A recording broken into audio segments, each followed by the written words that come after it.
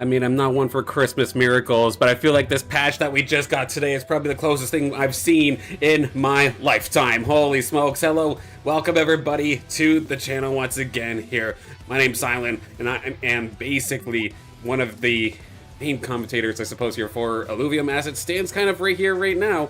Anyway, did a little bit of Illuvium Pro League, a little bit of my own stuff as well, and then, of course, been doing commentary in a bunch of esports for a handful of years now, over a decade in fact, since StarCraft 2. But of course what you're here for today is probably the fact that we got quite the patch here in just went live overnight last night. I think right as I was waking up I saw the notification, and my goodness, was that a gift in itself. We'll go over it real quick because I know we kind of went over what was on the testnet patch. That was not the full picture, not in the slightest. There were a bunch more things changed or added that I do want to go over, so we're not going to take too much time into getting into that, but a few things I do want to quickly talk about before we do end up getting into that. First off, my schedule would have me saying that you'll see me next on stream on Friday. However, something did just come across my plate for tomorrow. As of this moment anyway, tomorrow I am going to be back on Scoriox's stream for another The Download podcast episode. As of right now, it's talking about crypto, which inviting me to talk about crypto is basically trying to get PETA to talk about how they like hunting. That doesn't necessarily work out very well, but I imagine with a bunch of updates that of course did just happen, I believe this in particular was set up prior to Scoriox going to bed for the night, so they might have just gotten the notification about the announcements now. I imagine it'll be more so Illuvium game news rather than just token prices. Because let's be honest, talking to me about token prices, it'll be funny the first few times I say I don't care about whatever's going on in the crypto market, but I feel like that'd probably get old real quick. So I'm sure we'll figure something out. But nonetheless, I will be on the Scoriox's channel. This one is on YouTube. I believe they do have two streams that they do end up streaming to. Can't remember if it was X or if it was Twitch, but YouTube for sure is the one I know for sure. And that's probably the one that I will have open on stream in terms of chat. So be sure to tune in. Looking forward to another episode here with Scoriox on the Download Podcast.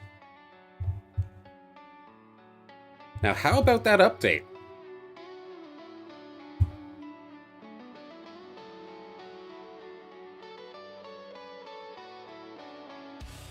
Excuse me. Alright, so Illuvium Arena update 1.16. So we saw the testnet patch of this a couple of days ago, but again, what was actually in this patch was not all on the testnet. So we're going to quickly skim over the stuff we've already talked about, but I want to specifically go over a few changes that were not a part of the testnet. But first and foremost, of course, the localization. Anytime there's additional languages being added to the game, absolute W. Never going to complain about this. But right here, right away, we're getting into it immediately. Let me zoom in a little bit on this right here. There's many times, those who've been watching my stream for the longest time know I've been very vocal about how I felt that the ranked system, the queues, were a little bit weird. Having ranked Arena, but then having ranked Leviathan too. It didn't make sense to me. Well, my wish of getting ranked as Leviathan has come true. Right here, right now, we're merging Leviathan and ranked queues into a single ranked queue. Ranked queues will now incorporate Alluvial's ownership, boosting utility and encouraging Rangers to train them further. Look forward to future updates that enhance the impact and progression and relevance of owning Alluvials as well. So there we go. It's no longer just super free to play friendly. It is now going to be about hopping into the overworld as well and having your own Alluvials so that you can use them in the arena. Like, yes, I do feel a little bit bad for like certain free-to-play players that maybe were just strictly arena fans, because now they're going to be kind of stuck to play in casual. However, if you do want to play ranked, you can at least get started in tier 0 and get your tier 0 collection to a good place. And find a couple good tier 0s with good stats, because of course that's not going to get you far in the late game of the Illuvium Arena. But it can at least get you on a good kickstart. And then come time where you do want to hop into the overworld for like your first couple stage 1 runs, or maybe even stage 2 runs, you have some alluvials that are going to be fighting fit, so you don't have to feel like you're spending the fuel, spending the money of sorts, and just kind of running into a brick wall. Or of course the additional alternative is the gambling, or the Gamba system, where it's the gacha mechanic of the automated drone runs, where you're just getting random alluvials for pushing a button, basically, that costs fuel. It's definitely another option. I know personally that's not my favorite option, but I understand why it's there. But I'm personally very, very happy that this change is here, even though, like I'll talk about a little bit later when we're in game, this change, even though I wanted it, actually screws me big time. But I wanted this change, and I'll explain why in a little bit. In the meantime, though, drone augments. So again, I think everything's basically the same as the testnet patch. Of course, Spike Up's going to add thorns to everybody. Glass Cannon, making your entire team do more damage, but take more damage. Health across the board as well. The Solid Start, basically giving your team, what, granite? That's kind of crazy, of course. The dodge chance for Windy Aura. Offensive boost, just 2% or higher, depending on the stage, across all offensive stats. Defensively, same idea. New batteries. This is one I'm going to be personally excited to try and play around with as a Scion player. Getting additional starting energy right off the rip. I want to see that. Scared of this one here. Critical strikes for the rogue players. I'm very, very curious to see how that one will end up turning out. And then Omega Overflow, just again for Scions, or it's the first thing that kind of goes into my mind, but you can use it elsewhere as well, is a big thing as well. But this was not in the testnet patch, so we have new regions with new effects coming on through here. So Abyssal Basin is going to have where you start with the 2 base imprints. Of course, that's the one that I actually don't like, because I feel like it's kind of random, and especially going into Leviathan style ranked mode. If I have a team that's based around Aegis and, say, Scions, like I'm probably going to end up having, and I get a base imprint for Rogue or Fighter, or not Fighter, I'd be okay with Fighter, but like, just say Rogue or something like that, that'd be frustrating because I have absolutely nothing built for that. The other one, they're going to change it up a little bit. It's just round 15, receive a composite crate. Instead of the 15 and I believe 25. No, it was 11 and 20. It was 11 and there was another one in the 20s somewhere where you would get a crate before. Now it's just going to be in round 15. Brightland Steps makes a return. Start the match with 20 free shop rerolls. That sounds incredible. And I do definitely hope that we get to hang on to this rather than kind of get forced to use it at the start. I imagine we're allowed to hang on to this and really push for something later. But Brightland Steps, I feel like, is going to be so chaotic, because look at this next one here as well. Life Insurance. Gain 5 credits every time you lose 10 health. So, when you lose streaking with life insurance might be actually kind of crazy to boost your economy super high. Crimson Waste, of course, Punishing Blows, just going to do additional 2 drone damage. That is fine. But we have a different one here for Crimson Waste here, the Radioactive Progression, where players are just going to start at level 3. That used to be the Sanctum Mesa buff, but it would also give you a little bit of credits as well. This one's just going to start you at level 3. We're going to see the return of Crystal Shores. Fusing Spree, gain 1 stackable reroll every time you fuse. So every time you level up or evolve one of your alluvials, you get yourself a shop reroll. That is going to be extremely interesting, because maybe there's a world where you kind of combine things you really don't care about just to get yourself a couple free rerolls, especially in the early game when you're playing with tier 0s. Overflowing Refreshes, gain 1 stackable free shop reroll each round. So that used to be a Halcyon Sea thing, now moved over to Crystal Shores. Speaking of House CNC, we do have the Wave Rider. Credits from the wins and loss streaks are doubled. That one is going to stay. That's a normal one. Gain 2 additional credits each round. Okay, so they just kind of bumped it down from 3 to 2, but it's basically going to stay the same.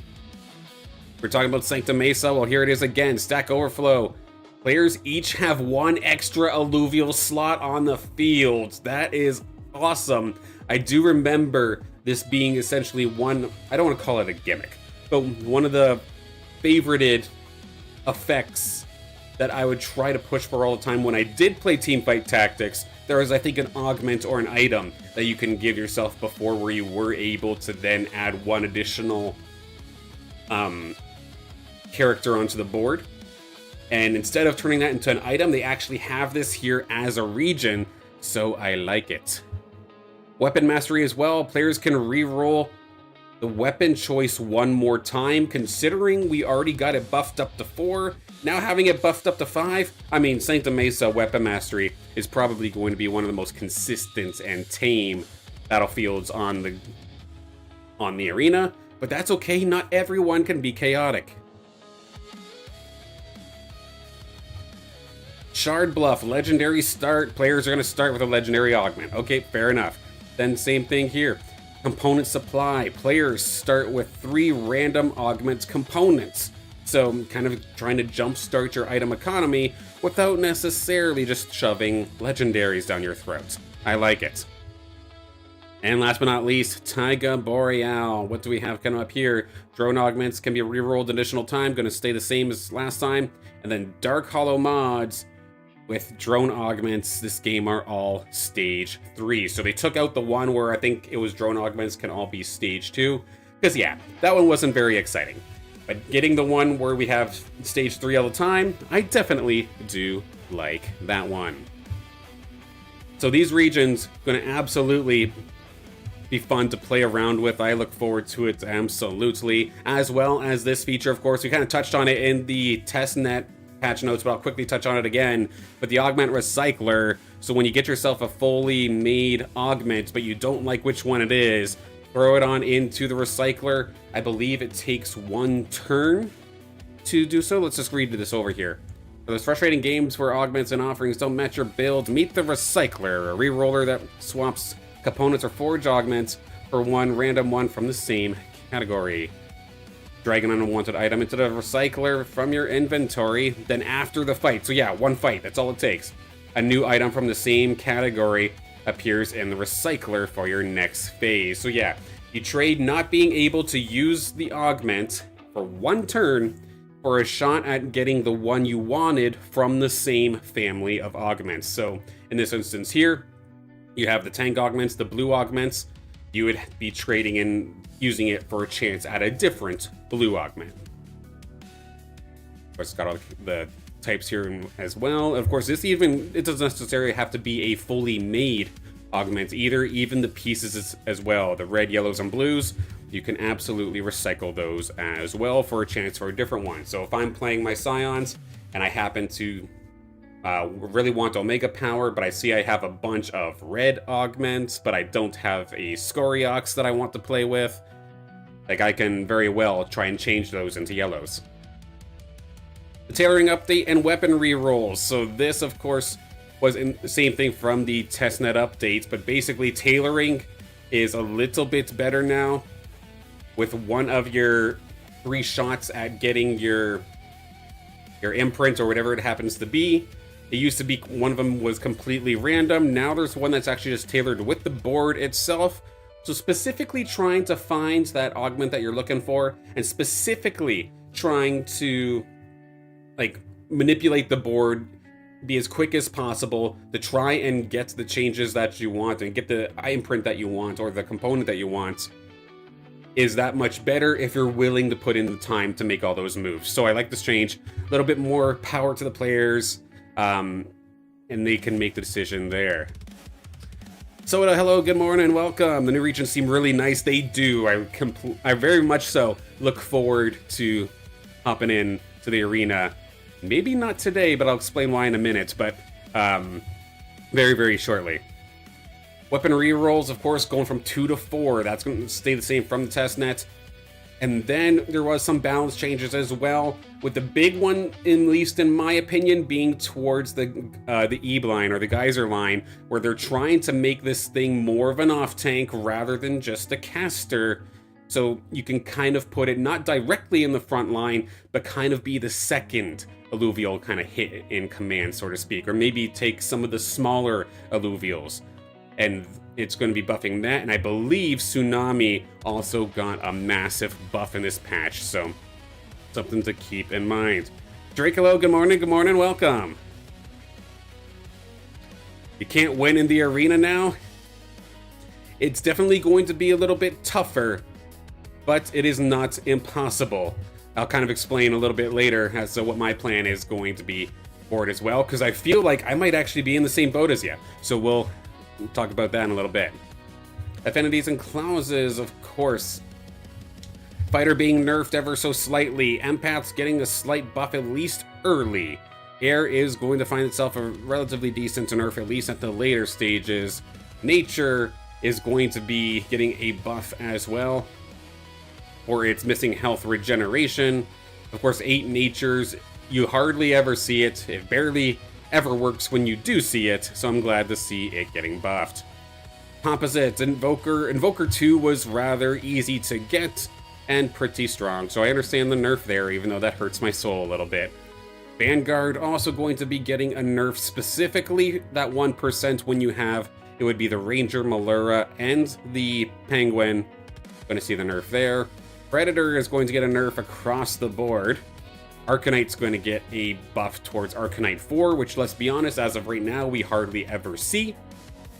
So, probably not going to be a huge effect, except for maybe some of these Abyssal Basin matches.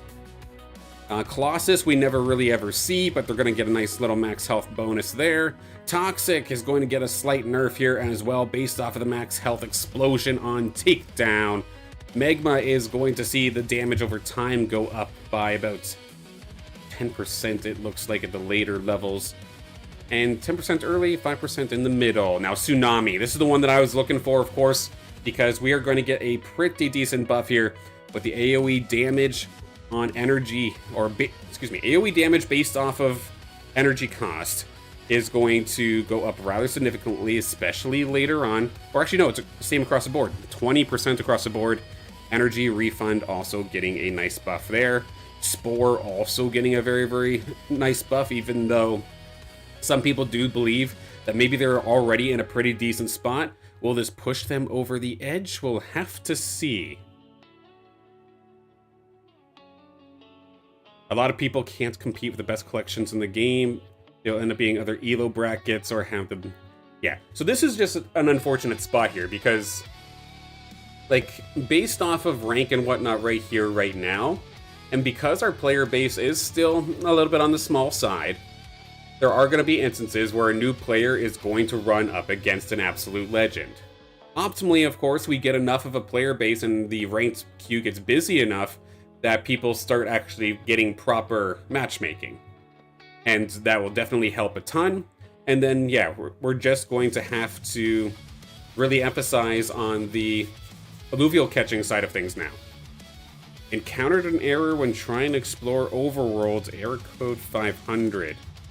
If that keeps happening, push B on your keyboard and throw the bug report at the developers. Just fill it out real quick, and they should hopefully be able to reset you relatively quickly. They're usually pretty fast on that thing. I know whenever I have a bug report, within 12 hours, they're pretty much there for me. Last time I criticized some of the changes, but I forgot we'd be playing Leviathan, in which they would balance. Magma, for instance, would be significantly weaker. So, okay, fair enough. Okay. That makes sense. We did, of course, have a bunch of different buffs and nerfs to weapons. I'll quickly, just kind of gloss over them. But basically, the Boomerang is getting a slight nerf. Vinebound Cleaver getting smacked once again. Emberling Rod getting some buffs and some nerfs depending on the augments themselves. Aqua Blasters amplifiers are going to see a solid hit. Specifically, the Tidal Penetration one, the one where you're actually penetrating through the resistances. and being able to blow up tanks, that is going to get a slight nerf. Give the tanks at least a little bit of a fighting chance. Sprout Guard, the Scion Shield, or the Earth Scion Shield, is going to get a buff across the board. Elderwood Staff with a little bit of a buff to one of its augments. Ember Buckler are going to see its stun duration on the Unrelenting Force augment going up. And the Flame Warden Staff is going to see a buff basically across the board, as well as on that Searing Echo damage over time, the dot style of playing the Flame Warden Staff. Suit Amplifier as well, Evasive Momentum, the attack speed and movement speed on dodge. I feel like nobody really uses this. I still feel like nobody is really truly going to be using this. Temporal Flare, every second Omega, bonus attack speed granted to allies, going up by 5%. Interesting to see where that one ends up going. Slight radius increase here for the Ironclad Blessing. How about the augments themselves? What actually stayed from the test net? Let's see here. So the Arcane Omega Reactor, where you're getting Omega power over time, did stay. That is going to be a 1-point decrease from 4 to 3. The Siphon Impact Reactor, the bonus health and bonus Omega power that you get from it is going to go down. A little bit more focused on the stats that you're stealing from your opponent now. Disruptive Force Reactor, the attack speed on takedowns going down by 2%. Still probably going to be, maybe not a must pick, but a highly sought after augment still, in my opinion. The Clumsy buff is just so good, or the Clumsy debuff is so good. Restorating Impact Reactor, where you get health and resistances on takedown, 1 point and 1% nerf on both of those. And there was a couple changes here to some legendary augments, specifically the Omega power based one. So the Celestial Cycle going to have starting energy go down by 10, and the Arcane Conduit is going to have its energy gained on attack go down by 1. The one buff here, though, is to the Titan's Redoubt, where we're going to see a 5% bonus to its bonus health. So, an overall incredible patch, in my opinion. This is going to be a controversial one for a lot of players, and at the same time, though, it's an extremely exciting one. Because now, of course, with this change to specifically merging the Ranked and Leviathan queues, getting Ranked mode into the spot that I know I had kind of asked for, like, there is just another layer of the game now being added in there, which is actually like your own alluvials, the one that you have actually caught or went out into the marketplace and bought. And it does give a little bit of a harder time to some newer players. But the thing is with these, when you do end up getting, I'm carefully going to use the term invested, but like once you're invested, like even emotionally invested into the game, and there's that little extra spark that happens when it's something that you actually owned. Like I think I saw on X earlier today, Toriel, a longtime community member, was so happy that she was able to win a arena game with one of her alluvials that she named Steve. So an alluvial that they had for a long time and had that attachment with, they can then bring into the arena and win with. There is just something that much more special about that kind of moment. But of course, it does leave a little bit of an awkward position for those with not very well, set up collections. Like even for myself, for example, this makes it extremely weird for me today. So I would love to go into, say, the arena right now. I'd love to be able to do so. I've been, based off the last patch, I'm on an absolute roll. I am at an all-time high, or personal high, of 1800, first time I've hit platinum. I am sitting, I believe, within the top 50 of the entire ranked leaderboard. I want to go play ranked. However, I know my alluvials are really bad. And if I lose once badly, in terms of like getting 5th or lower, I might lose 20 some odd points, or 20 some odd rating, and just completely drop out of the top 50, drop out of the top 60, and specifically the top 60 is where there is a difference in terms of rewards. Like, I think I get $11 USD in fuel if I stay where I'm at right now, but if I drop below the top 60, I might be only right back down to 5. So in a heartbreaking scenario here for today, I'm actually not going to touch ranked, because I can't afford to take that chance, especially since I think the snapshot for the rewards, like the finish line of sorts, is actually later on tonight. I think it's like 8 o'clock in the evening, my time. It resets. Once that or not the resets, but the snapshot's taken. Once the snapshot's taken, okay, fine by me, I'll go nuts. But what I'd rather see is after the snapshot tomorrow, or tonight, I wish we had a complete rating cleansing currently. Because the leaderboard as it stands right now, yes, you'll see some people, I'm sure, still be up there, for example. Like Sota, you're up there already. You're somewhere up here, I imagine. You're still going to be up there. Zico Perico, I still imagine you're going to be up there. But for someone like myself, who's been basically taking advantage of the system because it's been free to play and no statistics actually making any difference, I've been able to worm my way into a spot where I'm extracting from the game.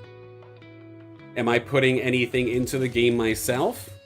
I mean, I'm putting in the game in terms of time into the game, yes. But was I spending anything in helping essentially keep this ecosystem and keep the game alive? Absolutely not.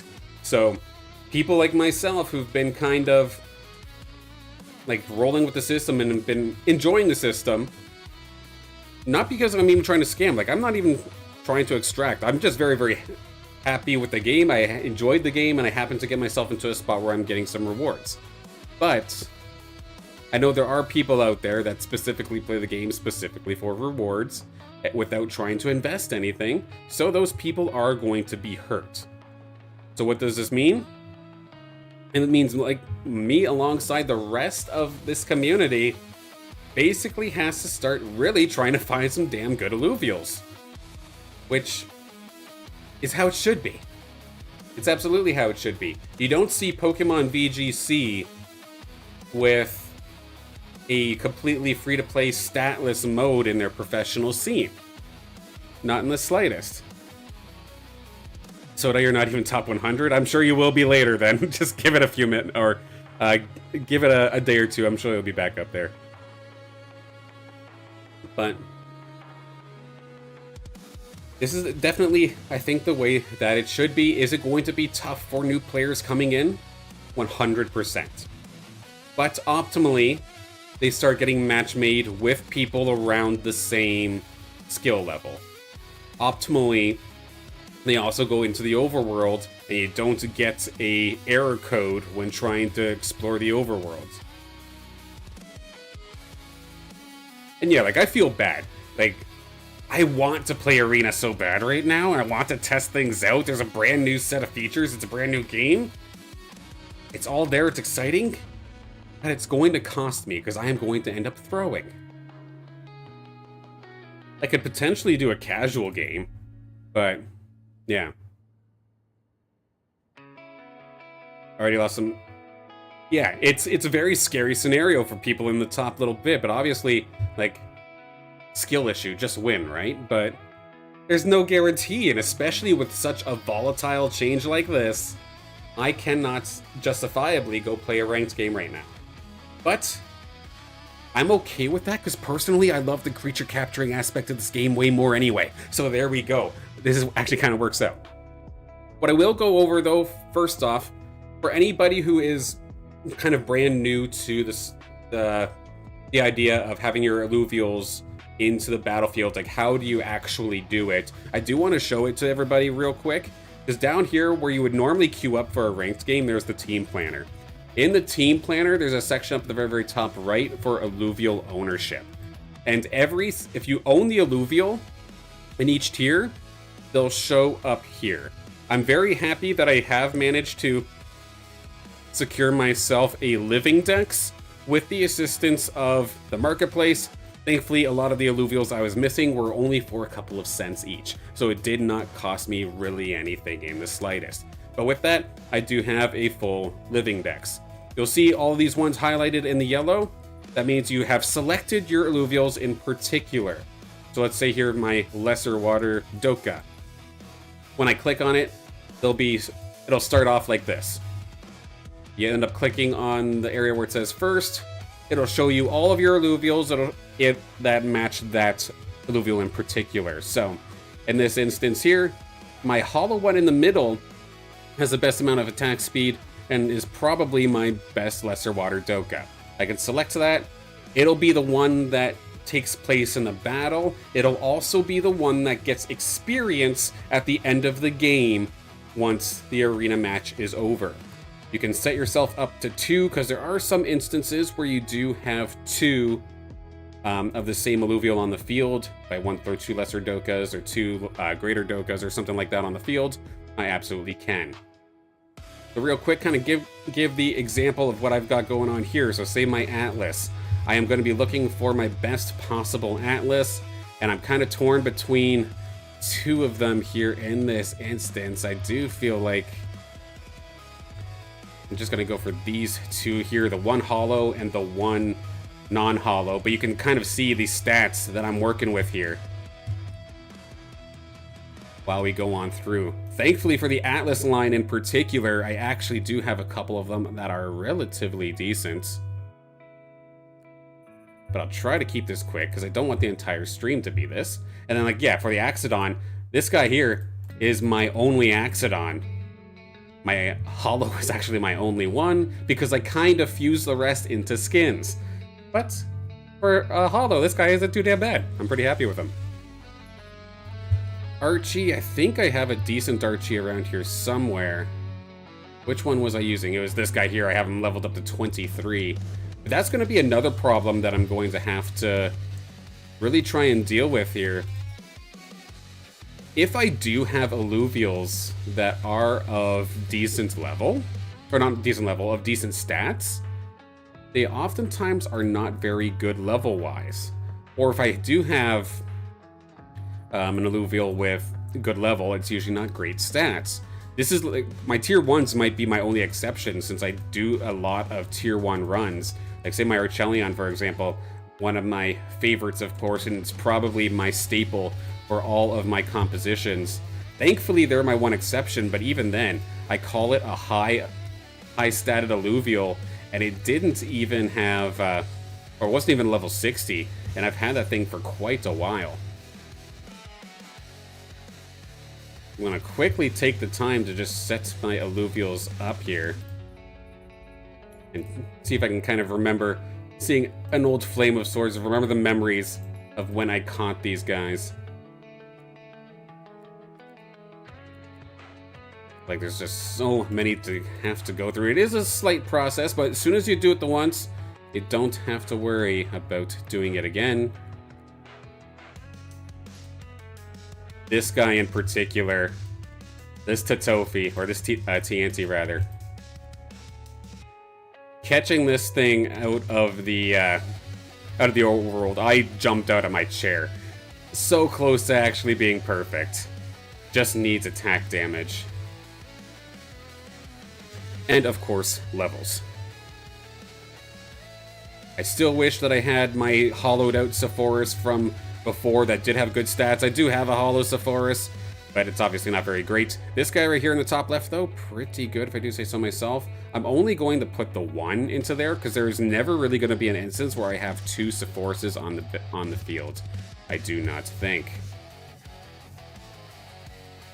I think this is probably my best monk here, and it's level 1. Like, this hurts.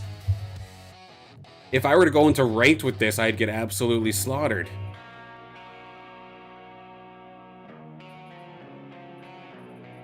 Neil said that they were going to change the team planner, apparently, referring to the ownership part. If there was something maybe a little bit more streamlined, that would be cool. I don't see a major problem with this, though. Man, this greater monk, both these greater monk ears are actually pretty sick. And then if I recall correctly, I think my hollow one was my best here. Oh, far from it, actually. Never mind. I think it would be... Yeah, it'd have to probably be this guy, right? I don't actually have an Exalted Monk here that has max attack damage, so max attack speed is probably my second best. This Lesser Apon is absolutely going to be the one to join the fight here. Look at this thing. Already level 30. Maxed out on everything except resistances, which does kind of hurt, but still quite proud of that catch. In terms of the greater, I do think this guy down here, the bottom right, is the way to go, alongside this other one in the bottom right. Or no, let's actually go for this one. Exalted Apon. Is my hollow the best here? No, I think I kind of want the tankier one here, right? But this has more health. This has more resistance, though. Yeah, probably has to do that. Now, I'm very thankful. The one alluvial set that I did actually take time to try to fuse is the gorilla. This lesser one, of course, you can't actually fuse a lesser, but look at this guy. Hollowed out. I just got to level him up. Do the change there. Still need to buy a few alluvials. I hope the prices don't go up too much, but it looks like some people are taking the advantage of the... Honestly, if there's anybody who played super early and are just... If they were one of those people that were trying to look for a quick flip in terms of their collection or whatnot, yeah, this is their opportunity to exit. And by all means, if they have that kind of mindset, then sayonara. Like, that's fine. By all means. And then, of course, this greater gorilla. I actually fused this guy here. I'm so proud of this one. I don't even necessarily use gorilla, but when I do, knowing that this is the one that I fused and it's so strong as is, makes me quite happy. And then this exalted gorilla. Just all of these exalteds would have been caught raw, so just as is, still very strong. I only have one Revo. That's kind of criminal. I might have just grinded out for skins. Use my Revos here. There are certain instances where I do actually use 2 Revos, so we'll do that. And then my hollowed out gyro is actually my best gyro, so sweet, so we'll take that. T-Roo, god, that is nasty. Not necessarily a great collection here. Even though I see T-Roos all the time, I do not necessarily have one with great stats. The evolved form, though, however, this thing's nearly perfect. Will absolutely put you into the fray. Have a hollow one there just for style points. And then the TB Ruko, I found a pretty good one the other day. I think it was on stream, actually. We found it together. Which one do I rather want? It has to be this one. Go for that. Terra Blue. We've got a couple of ones with decent... Actually, a lot of decent ones here. My goodness. Sadly, it's not necessarily the hollow ones that are the greatest. This one might actually be the one, though. I definitely need to level it up, however. And then back it up... God, of course, the Dark Hollow's the one that I leveled up the most, and it has, like, some of the worst stats. Oof. I mean, I'm going to keep it on the bench for style points. For the hope that one day I can fuse stats into this thing. We'll have to see. Do I have a full hexagon alluvio? Do I have a hundo, so to speak? I used to. I had I think it was a greater Groko that I had caught, and it was, or maybe it was a lesser. It might have been a lesser Groko that had completely maxed out stats 100. I do not have that anymore. However, I do have, I think it's here, a lesser Earth Groko. That's a Nundo. It's a perfectly terrible alluvial. So I have that, which I find kind of funny, but not a hundo. At least I don't think so. If I do, we're gonna find it on accident here in stream, but I feel like I'd remember if I did. Now Caradulo, I think my hollow is actually, this is one that I actually raised properly here. I have a hollowed out Caradulo that is rather strong. The only thing missing is resistances, which I really wish it had, but it's okay. And then Omega Power, but it's still my best. It is still my shiny boy. I will bring it on 4th. Pair it up with another shiny as well. And then my Cara Deluxe. I actually, again, have some pretty decent one here. Basically, fully loaded, ready to rock. There's 2 of them. I'm going to probably stick this one up here because it has at least the maxed out resistances and health. It'll do something like that. That is the thing. That is the one alluvial that I sold. I think I sold it for like 24 bucks or something like that. It was very early into the game, like within the first 3 weeks of me starting the game. It was a long, long time ago, years ago. Yeah, there was my 100 Groko, and then there was a Dark Hollow Groko that I had sold very, very early on into my time in Alluvium. Okay, Chukos. Oddly enough, my Hollow has the best in terms of damage, but this one down here is really strong just all around, and I think I need the all-arounder over the Hollow. We'll have the Hollow, I think, second, just for style points. And then without question, look at this Chikoro compared to the rest. 1 for stats, 1 for style points. Chakondi. Got a pretty decent one here. Take that guy. And I probably don't need a second. In terms of my Rai, I do have a couple of them. Attack speed, attack damage is the one that I'm kind of looking for a Rai. And of course my Dark Hollow is the highest leveled, but again, the crappiest in terms of statistics. So that definitely hurts a little bit. I think this guy in the top left and the top right are the ones I'm going to be taken. Railu, got a couple of okay ones here. Probably this one here. Yeah, probably that one alongside the Hollow one for style points. And Riley. If I went for the Hollow, it would have terrible stats. But if I look at this guy right here, doesn't necessarily have the resistances, but it has basically everything else. Gonna keep that Riley. 24 bucks is a steal, yep. I was new to the economy, and I, of course, just didn't know any better. I was ecstatic at my, I was ecstatic, of course, with my 24 bucks at the time. Now I'm definitely kicking myself, but I try not to dwell on it too much. What I didn't know at the time, it is what it is. It's just like the person who sold their Bitcoin or whatever to go buy a pizza, and then that ended up turning into like a couple $100,000 pizza. Like, what I didn't know at the time, I can't necessarily dwell too hard over.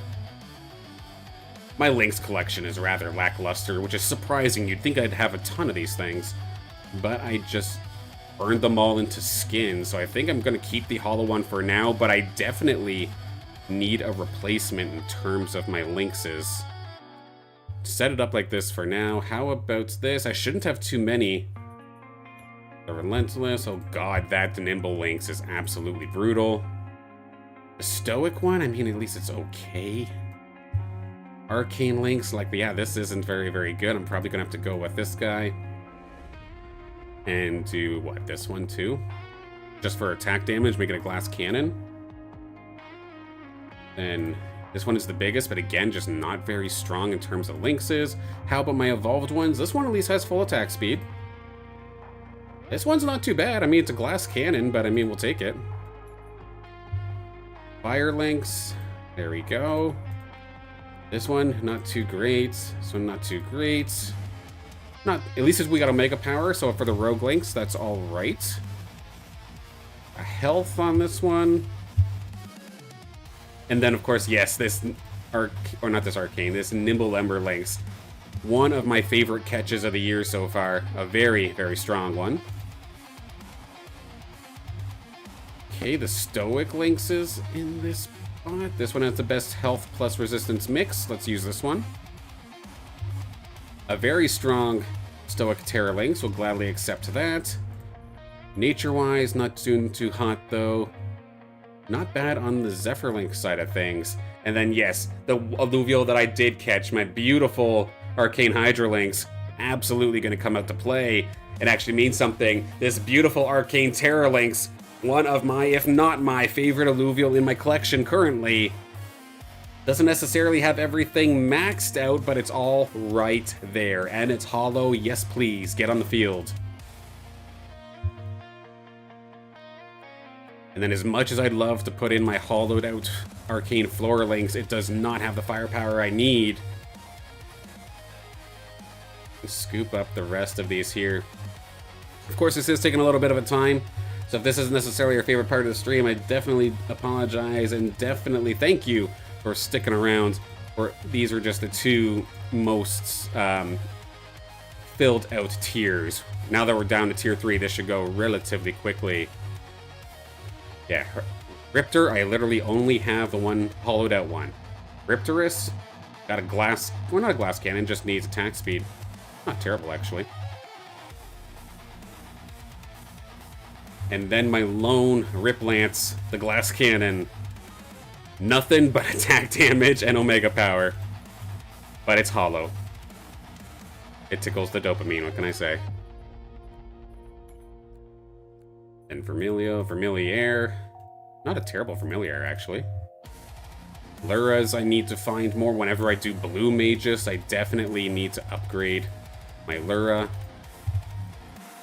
My Lulura, same scenario. Yes, it just ended up being these two. Malura, I just picked this one up off the floor of the marketplace just so that I had a complete living dex. Hetty is probably going to be this guy, 100%. I was happy to catch that one just out in the field. A not too bad one to follow up as well. But yeah, my Krunk is absolutely terrible. My Blotto is absolutely terrible. Are you a Booma? That is completely over my head. I have no idea what that means.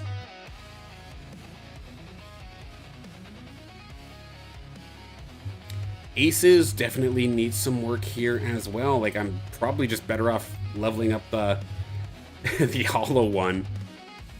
So nothing else is really up to snuff. I mean, I guess I should probably go for the one with the attack damage, but then keep the hollow one for style points.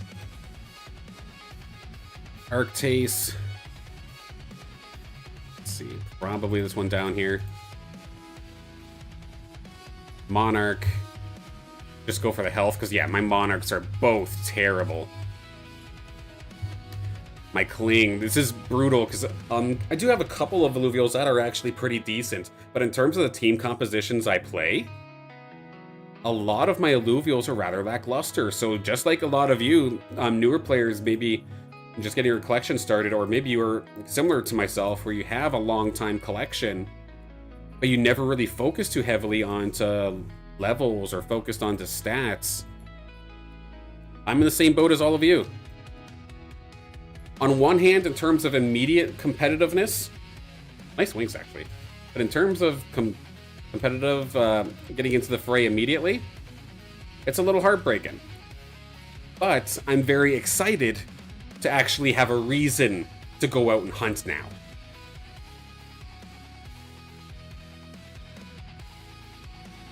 Oh, trying to find my old Grogo transaction. Okay, I see.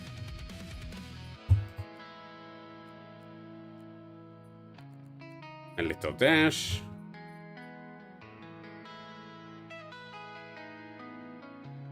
That is definitely a heartbreaking thing too, Soda, 100%. Yeah, because some people might be sitting on a, like, metaphoric gold mine of sorts with some alluvials that are very, very strong and sought after, but we might never see them again. And that is just what it is. Catching this flare was so fun. I'm very happy to have gotten this one. Glad that I have two of them even that can hold their own in battle. And again, my Singe, oh god. My Seer, ugh. Yeah, so many of my alluvials that I would want to use on my team, because I'm more so, again, either like some sort of wildfire-based team was always my go-to. I would then have my Scion Invoker kind of team, and then I would have my Aegis teams. But the thing is, I can say my Aegis teams, but let's be honest, I can be very, very flexible and splash a lot of things into Aegis teams. And a lot of the things that I would pick are not very good right now. I swear to God, yeah, people who forgot their Bitcoin wallet phrase. That's brutal. Absolutely brutal. Oh, that's not a bad little meal there.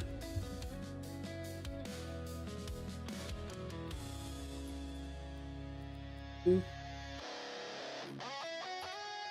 don't even remember snagging. Oh yeah, I probably snagged this one off the floor. For snagging this off the floor of the marketplace, the 2 max stats, I'll gladly accept that.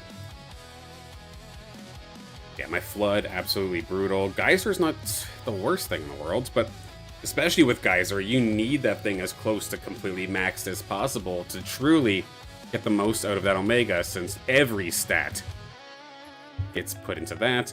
And then these tier 5s, my lone Ramphie did actually, I believe, catch this one, but everything else of the Ramphite line I did pick up off the floor of the marketplace. Same thing here with this little Scarabok. It's been with me for a while. Alliance, Titanor, I've had these since the Ascendant days. Same thing with my Ador and my Adorito, but I did just pick up my very first Adorius off the floor of the marketplace. Same thing with Alfie, Sinalf, Dualef, which, considering this was one off the floor, I'm not too disappointed with, actually. Yeah, it doesn't necessarily have the Omega power, but I'll gladly accept it for the rest of it. Squiz, these ones I've unfortunately never had the opportunity to truly catch myself. The little foe, though, I did catch myself. The Forest, I did not, because unfortunately, of course, it did run away on my one encounter that I had with it. And then this Phosphorus, which, considering this was like a floor price Phosphorus, I wish it had more attack speed, but otherwise, it's actually pretty damn good, if I do say so myself. But yeah, that's it. So now that you've gone through the entire, or now that I've gone through this entire team planner, I specifically selected which alluvials will be used on the board and which ones will be getting the experience. I do believe if you do not set this, it just gives your highest level or potentially highest TPI level of alluvial onto the board. So if you do play a game without setting your team planner, like, don't be too worried, because I don't think it's going to just give you like level 1s of whatever. It'll still pull from something in your collection. Just exactly how that works, I'm not 100% sure of. But with that, so for the rest of the stream, since I can't touch ranked due to the threat of my rewards essentially being squandered, as much as it kills me, because I want to play ranked right now really, really badly, but I can't afford to truly do that.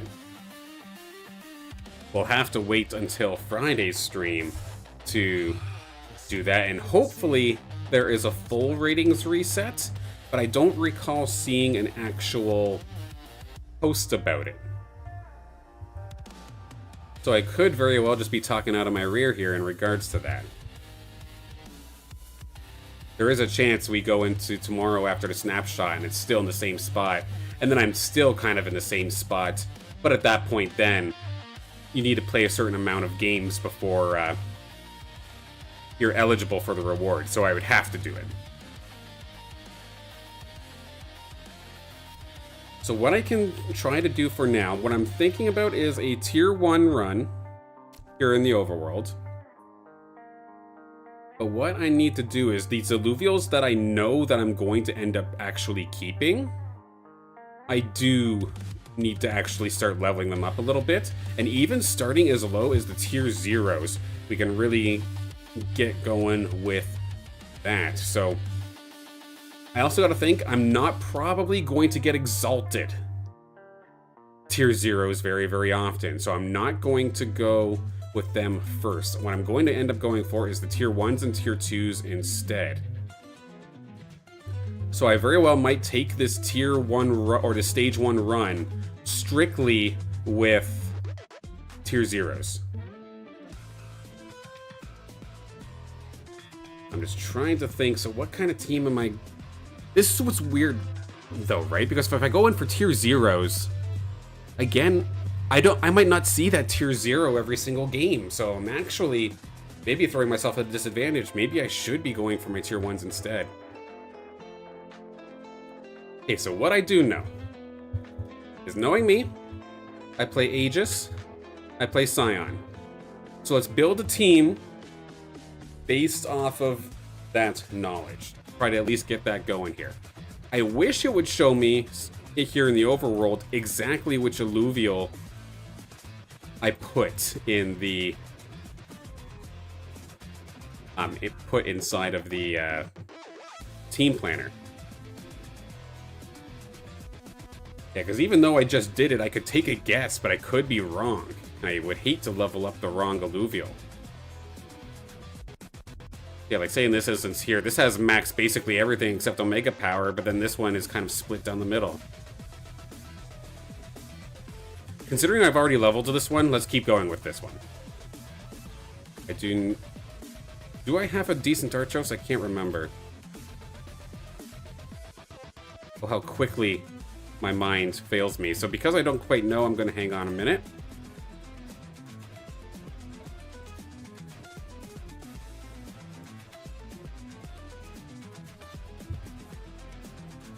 Like, do I genuinely have to go onto the website and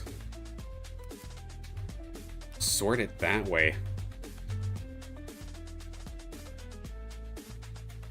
Yeah, my apologies. I might have kind of like shot myself in the foot a little bit with this kind of style. Yeah, because I have so many alluvials. Oh no.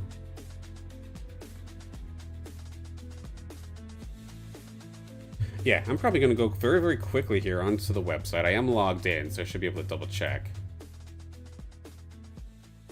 And then just search out my team that way.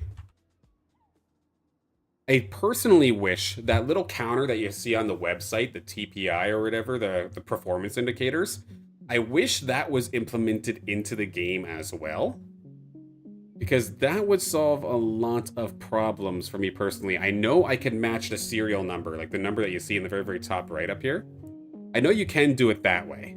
But, like, personally, when I was setting up my team planner, for example, I was not keeping an eye on those numbers.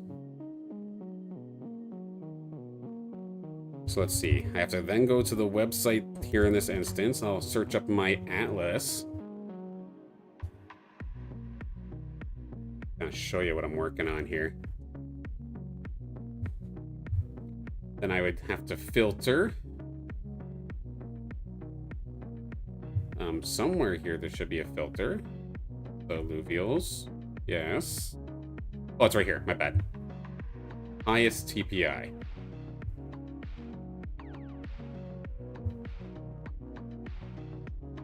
Just go through that way.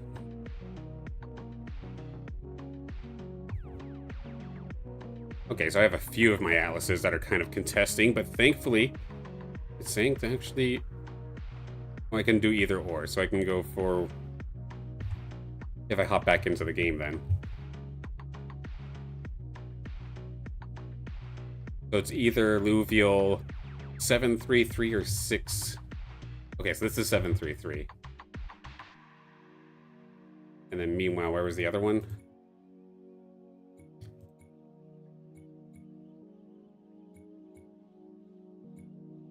So there's 633. So I'm just giving up some attack damage, but I'm getting more Omega Power, more shield. That, plus the fact that it's hollow, I think means I'm probably going to take this one. Then my Axon. My Hollow Atlas is better. I think we both, thankfully, came to the same conclusion. Very nice.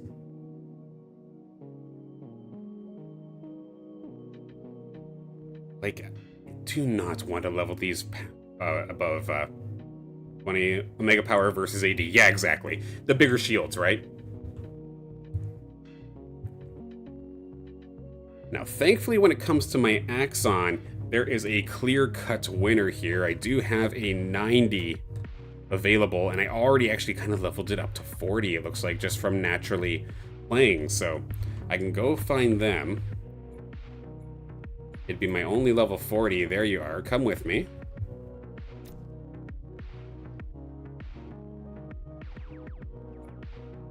And then it's just a matter of my hollow Gyaradulo. You can come too. Now I need the damage portion of this. Or I still need my other tanks, right? So Flare would be... Okay. I see what I gotta do here. So Flare is in... What on earth did I just do? I just tried to go into the filter. And I ended up hitting some other shortcuts, apparently. Flare is one of the tanks that I do need. I have the one at level 36, 100%. You're one that I need to come with me. Like, huh. The more that I think about it, I'm just super clueless of how to truly efficiently do this. I know I've been very, very vocal over the last little bit about how I think the leveling system is easily the most painful thing in the game right now. And I think watching me struggle right here, right now, is probably example A that kind of puts that on the board here. But the main things that I'm looking for, I guess. I need an Archos, so we can do a run for Archos. What about other tanks? I need one more tank to truly get the 5 Bulwark style team that I'm looking for. Hetty, of course, yes. I have a decent one of these around here somewhere. Let's see. 100% it's this guy. And then eventually I would like to have a Kling join me here as well, but I don't have one that's good enough to be worth leveling in the slightest. I have this Kronk, but I mean, it's kind of bad. I believe I do have a Twine, but it shouldn't be very, very strong. Yeah, it's not that great at all. Level-wise, it's pretty good, thankfully, just because it's been in the arena with me all this time. But now I need the damage. If I were to do, say, Toxic Aegis, for example.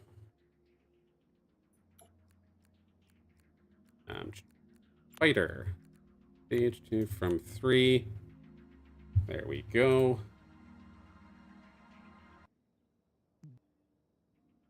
Quickly get the music situated one more time here. And then I promise we'll get into the run here. As we do the run, I am going to be going over some of my wish lists from this town hall going to be coming up tomorrow.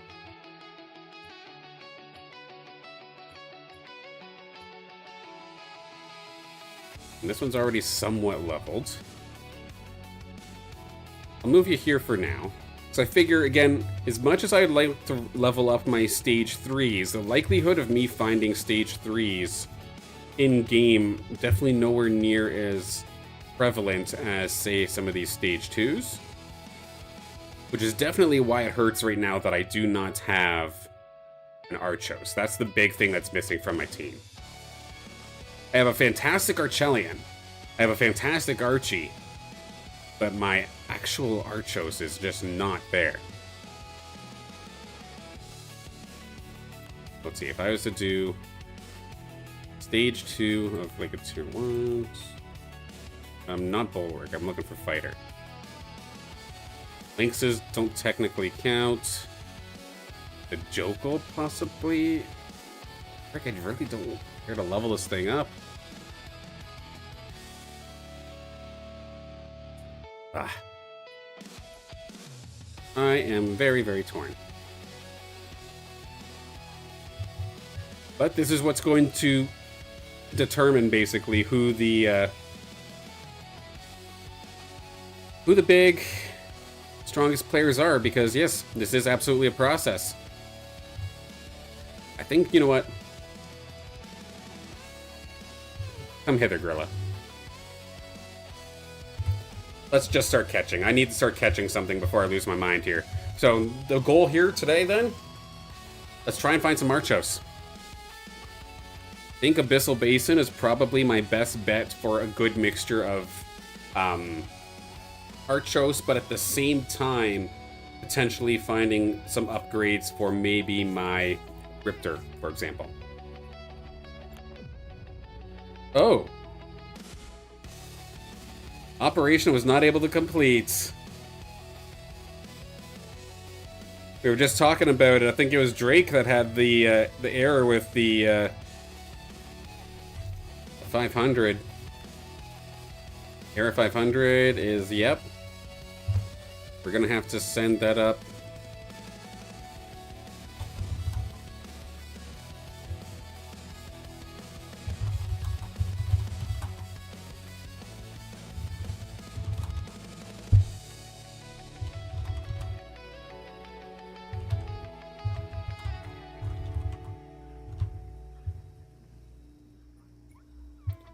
And sends that off.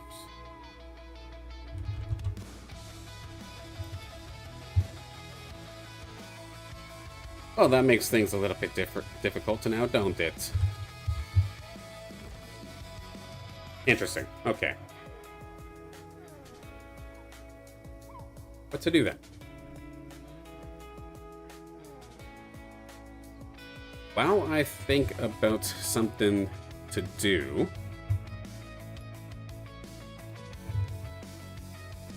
we'll hop over into Alluvium Zero.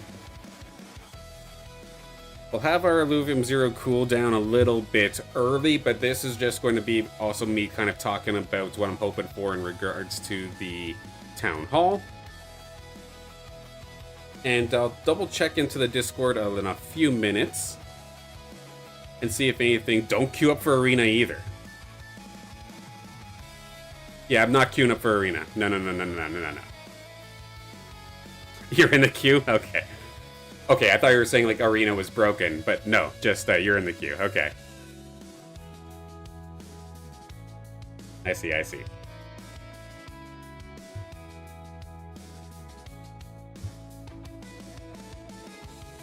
Okay.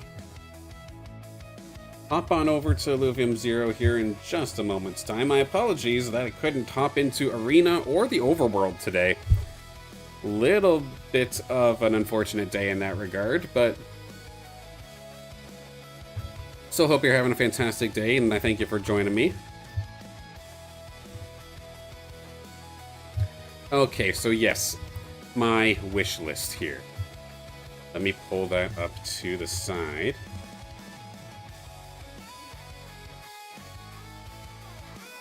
Wish I had another monitor. 2 is just not enough.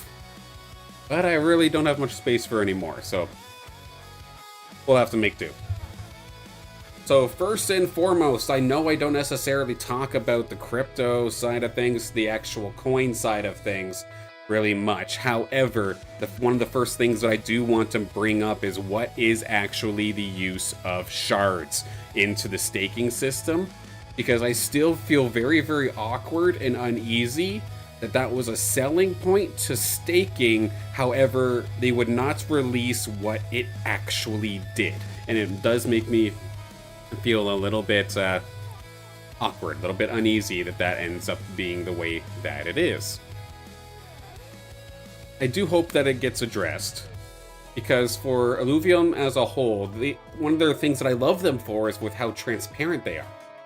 The fact that wasn't disclosed upon release or upon the selling of the staking system is very awkward to me, so I hope that gets fixed real quick. Let me guess, a plant just showed up there right as I did that? Yep. Okay. I'll kill that off then. And cover my spot so it doesn't grow back. I know personally I am just fed up with dealing with plants, so I'm gonna start putting roads all over the place. Yeah, so the staking system, that of course is one of the things I want. And the fact that right now, if you go into the staking website, it does not actually show you how many shards you've earned. In fact, it shows that you have no shards whatsoever. It's been acknowledged in the Illuvium Discord that this is a visual bug and that the actual amount of shards earned is saved behind the scenes. However, that is still just very, very weird. And I hope all is good, because that sounds tricky, to put it nicely. I have faith that there's nothing malicious going on, but it definitely doesn't look good, and I hope they fix that sooner rather than later. Go. All fixed up there.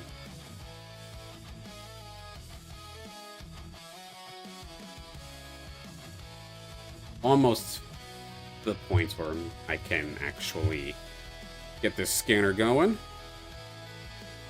Well, I don't even have enough to actually scan here, eh?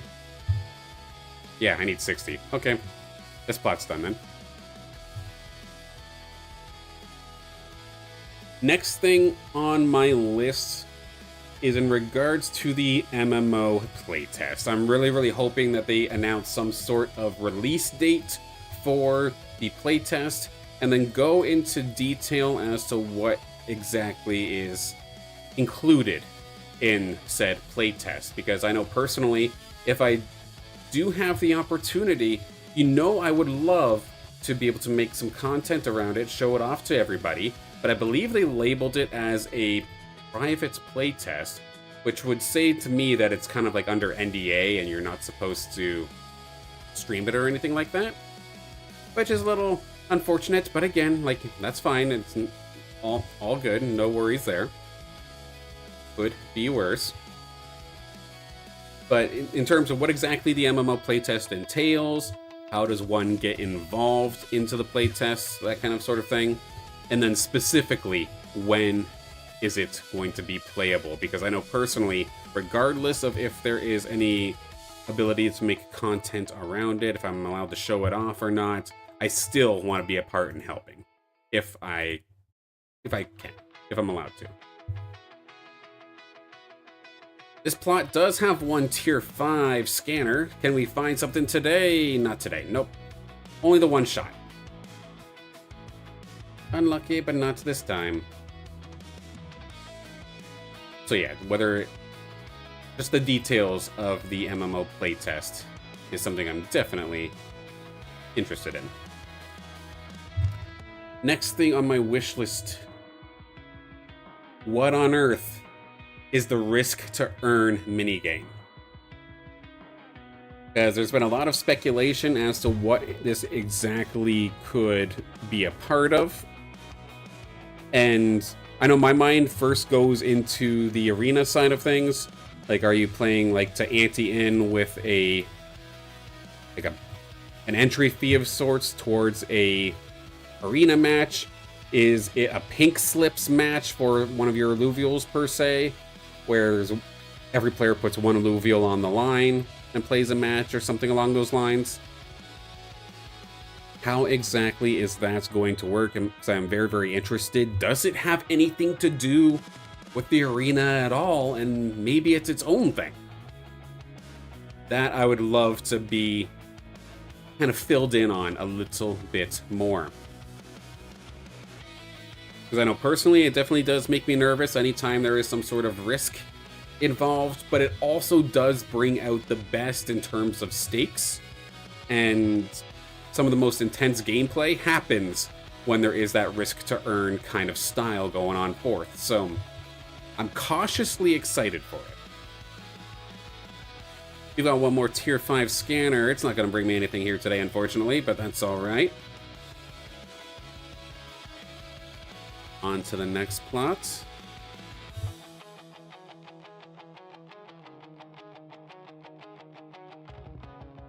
And then, of course, I think so you kind of brought it up here, when tournaments. So firstly, I want to see if they'll talk about the Illuvium Pro League. Because I'm genuinely curious if it did everything that they were hoping for, so to speak. I worry that the investment into the Pro League was too high given the results that were actually achieved from the league itself. I know we personally had a fantastic time.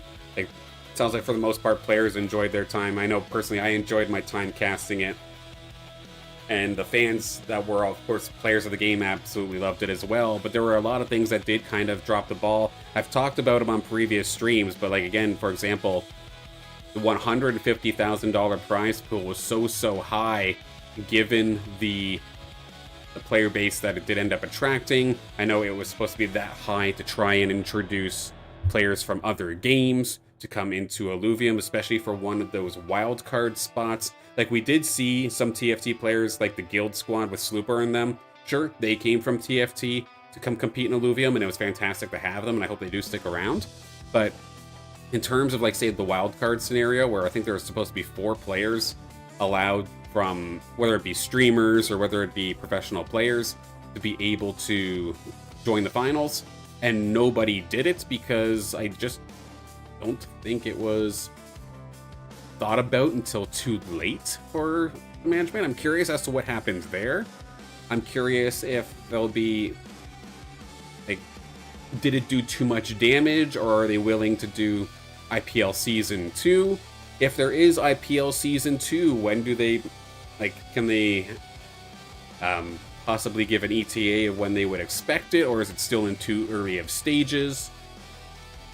Is IPL going to be Leviathan? I hope it ends up being Leviathan, but you never know.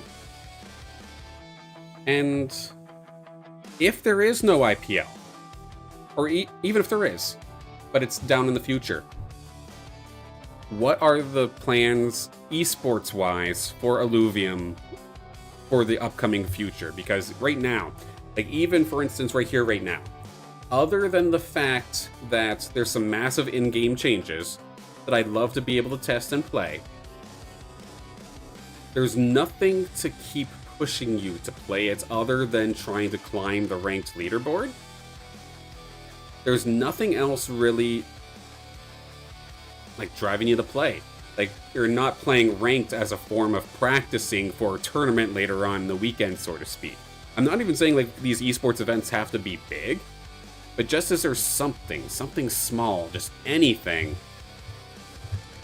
to try and keep people interested, keep people practicing.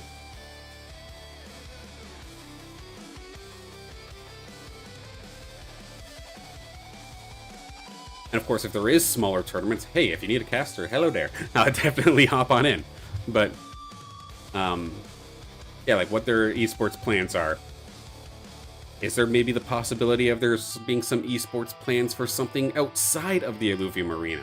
I'm very curious, and I would love to know more.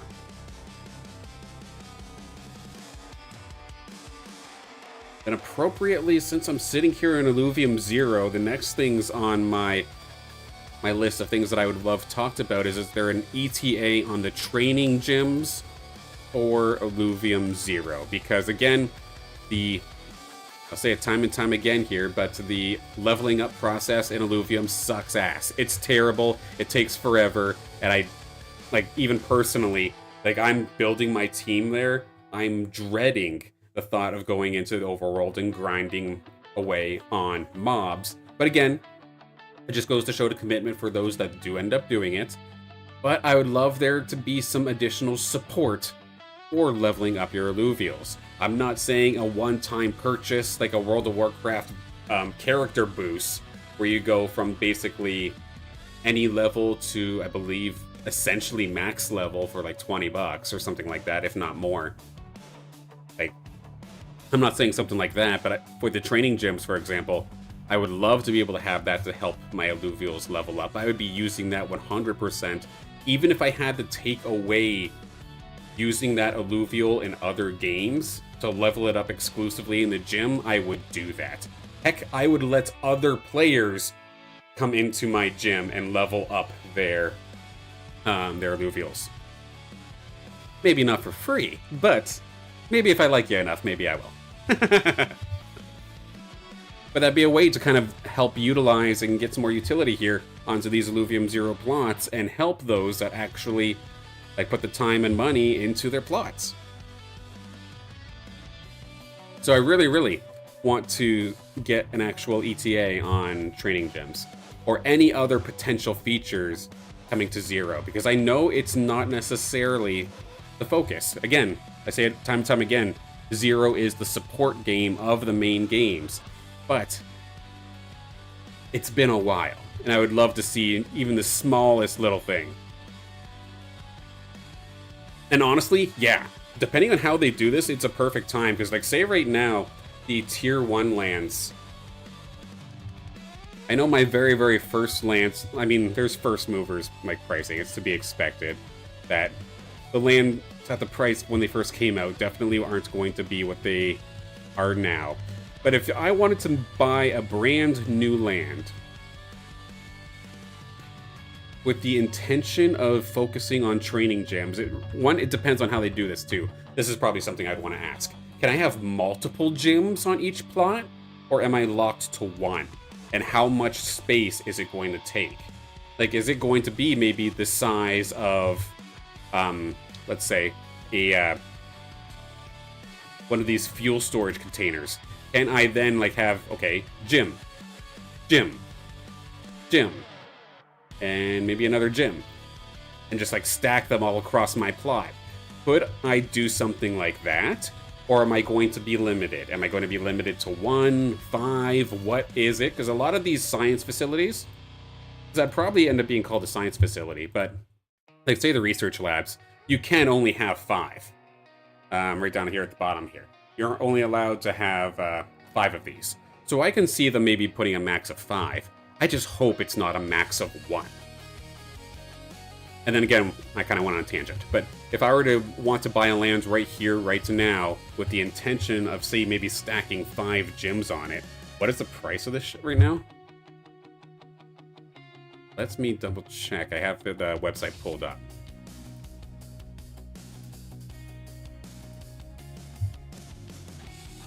If I recall, like this, I know people are crying about their crypto coins and whatnot right now, but in terms of somebody just getting into things, everything's on sale right now.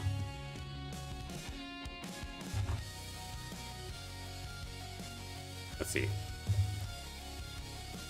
So yeah, like a tier 1. Okay, so you can get a tier 1 right now for 41 bucks. And of course, tier 1s, they have a lot of bottlenecks, so it takes a lot of time to get there. So at least from what I was listening to when I was on, or not when I was on, but when I was watching the best player in Illuvium Zero, currently here, Celeris here. When I was watching his stream, he was saying that tier 2s are the best value in terms of price per, like resources generated and then like your time. Because tier 1s, you get bottlenecked super, super hard.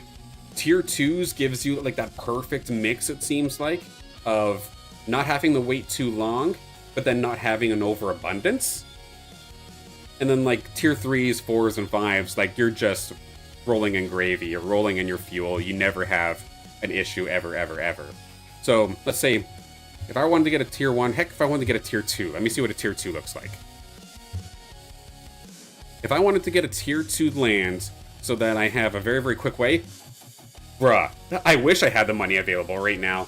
A tier 2 land under 100 bucks is a steal in my opinion.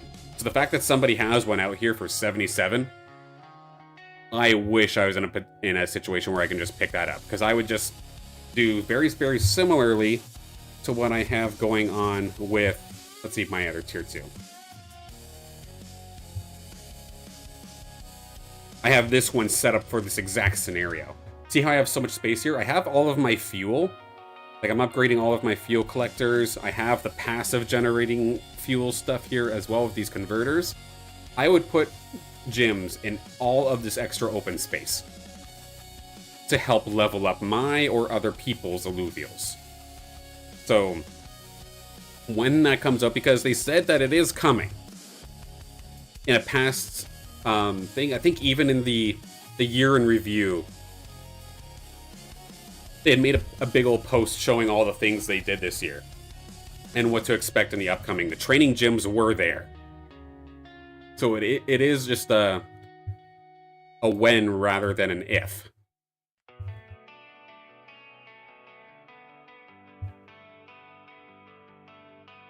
Yeah, I want to figure out when that's coming, because it'll bring a lot of utility to the zero plots, and then it'll feel a lot more fun as well. And if that helps with the experience problem too, then I would absolutely be all for that.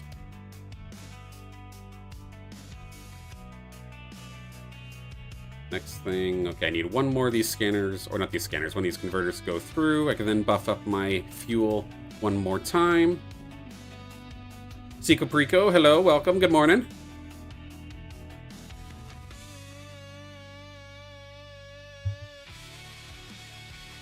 Off the Crimson Wastes here. I've got another thing for my list, I believe.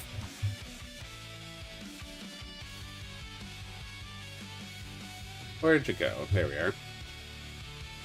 Ah, yes. The last thing that's on my list of things that I would love to hear about in the town hall is involving set 1B. So they were talking about adding a couple of alluvials. Not like enough for like a full set, like a full new generation, but a couple of alluvials just to try and help the balance of the game itself. Maybe fill in some of the gaps where there's obviously alluvials missing, for example. Like, say, for example, let's say enchanters. There's the Kukaloose, and then there's Gazatep, right? But you can go up the Enchanter 4. Okay, you can have Kuka, Gazo, Ranger, and you can never ever hit Enchanter 4 unless you're at like Abyssal Basin and you're getting chips. That is definitely something that is missing, and there's a few classes that are like that right now. Tsunami being another one that stands out, where it's just the Axodon and the Flood. So you can get the Ranger involved there, and you get 3 out of 4, but you'll never actually get 4 Tsunami. As much as this one kills me to say, Slayers, you have what, Gyro, and then you have Umber. I really don't want to have the chance of buffing Umber ever, but I mean, in terms of finding more alluvials, it's definitely a spot that's missing.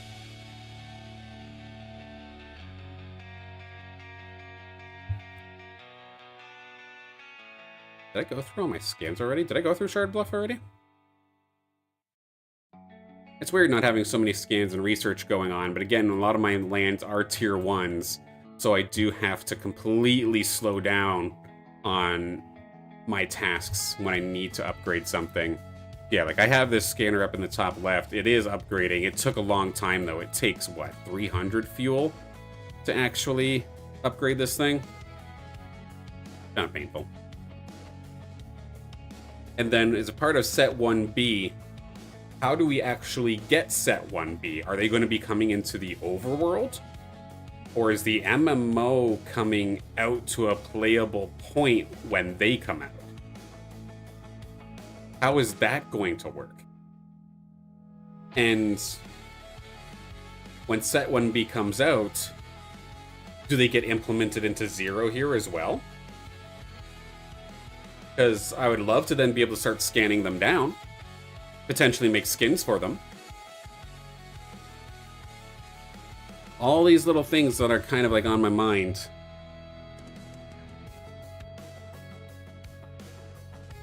But like in terms of set 1B, like what's the release date? What's the plans for that? There are a lot of things right now that are announced and like semi-announced, but are unclear in terms of, I guess, direction or like how it's going to be used.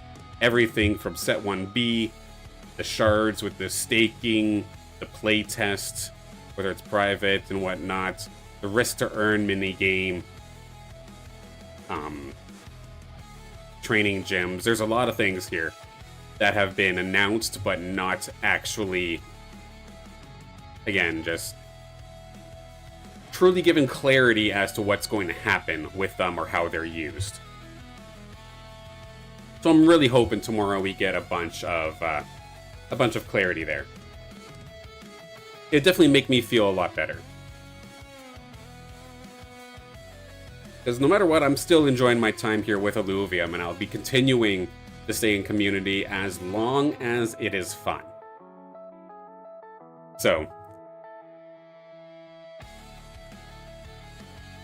still enjoying my time. In terms of my Illuvium 0 class, I'm basically done because I'm waiting on a bunch of upgrades. The Illuvium Town Hall is tomorrow. It's in the afternoon for me, at least. Let's see if I can pull up the announcements.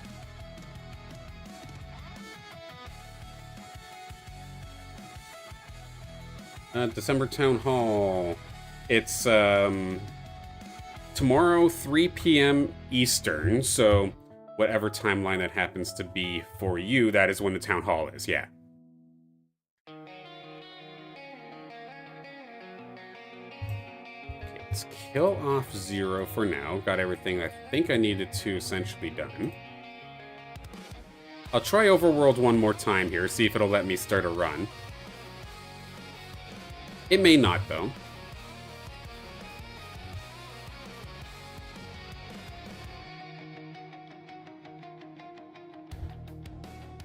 Good. Close that up.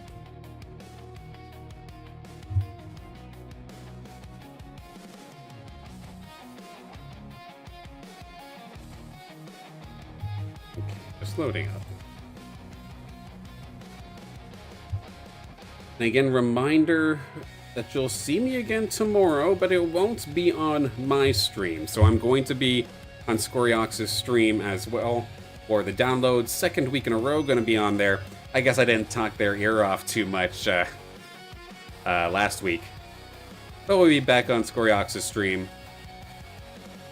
As of right now, it looks like based off of the title that it's based around ILV talk, which is going to be a little odd because, of course, I don't like talking about the Web3 side of things. I'm here for the gaming news. That's what I want to see.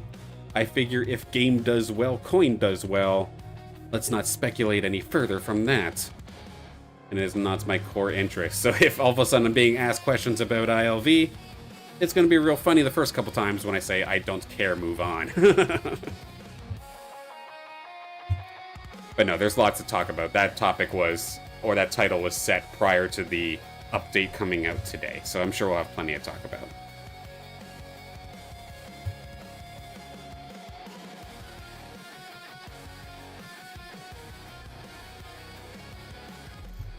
Okay, let's try this one more time here.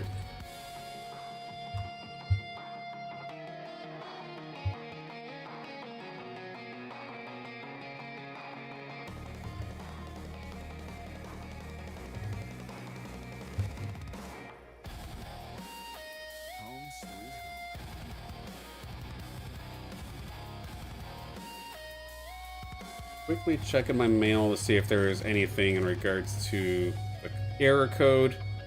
Of course, it wasn't just me. I remember Drake came into stream earlier today saying they got smoked with the exact same bug, or the exact same error. Let's see if hopefully this works. Now we're cooking. We can actually go. Ah, damn it, never mind. Shoot, I thought we were good. All right.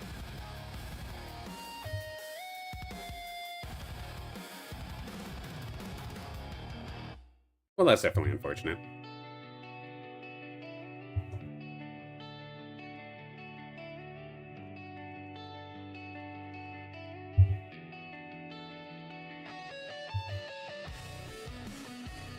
Which is unfortunate because I don't see... Oh, no, there's a few other people saying it. Do I need to do something? Devs are currently looking into it. Okay. So it is being worked on. Yeah, this is frustrating. I know personally. I love the update. Definitely unfortunate how things are lining up here today, though, because I want to go into Ranked Arena, but I can't necessarily do so without destroying my current reward level, because let's be honest, my alluvials are not very good. So I'm not hopping into the arena. Yeah, one bad loss, and that would take me from getting $11 worth of fuel rewards, if not more, and drop me down all the way into maybe like $4 or $5 or so comparatively. So I don't want to play the arena and screw that up. The only other option would maybe be a casual game. Maybe we can try that.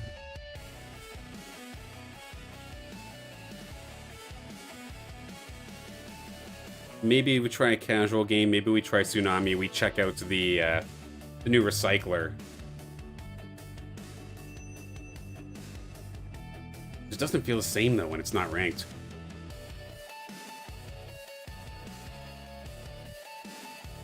Yeah, personally, I'd love to be hopping into the Overworld, trying to find that Archos, level up my team, but I know one thing I'm probably going to end up doing here, my spreadsheet that I have for Illuvium 0, I'm probably going to extend that and have some sort of spreadsheet for myself so that I can see a little bit more clearly, like write down the team compositions that I want and exactly which Illuvials I need to hunt. Make it a little bit more clear, similar to like what I would do with something like Pokemon. Have an exact like hit list of things that I need to, 1, go out and find, or 2, search the marketplace for.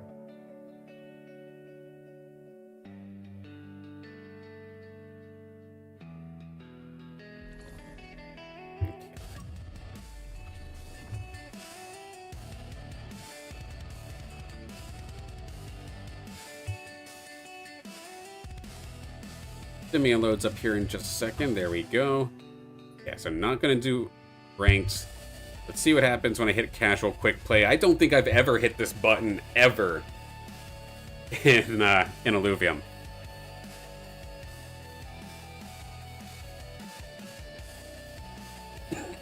Excuse me. Because in the past, it would just throw bots at you, I think. And we'll see. We'll give it a few moments here. If it is actually a true queue and nothing pops up, then it is what it is. Would rather not close up stream early, but if the cards aren't in my favor, then it is what it is.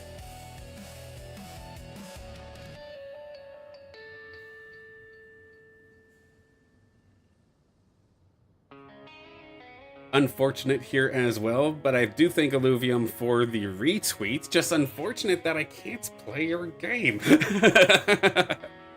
Do thank you, though. The timing is a little unlucky.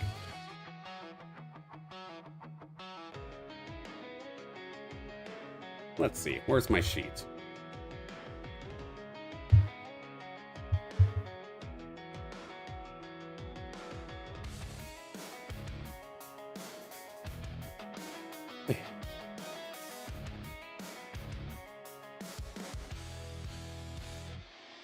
Alright.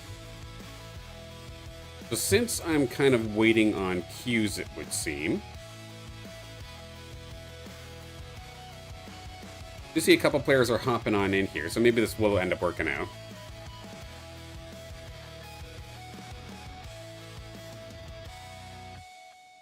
Yeah, this shouldn't take too much longer then. Alright. We're good. I definitely want to try things out big time. Try out the Recycler, maybe try out one of these new regions. Try out Tsunami if possible.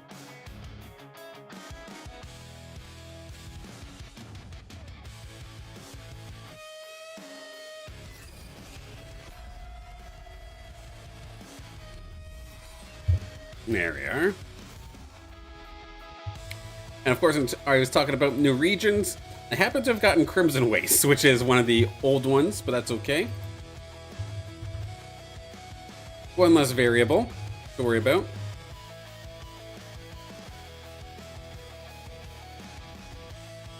Okay, there it is, right in the blue. Recycle and augment. Sweet.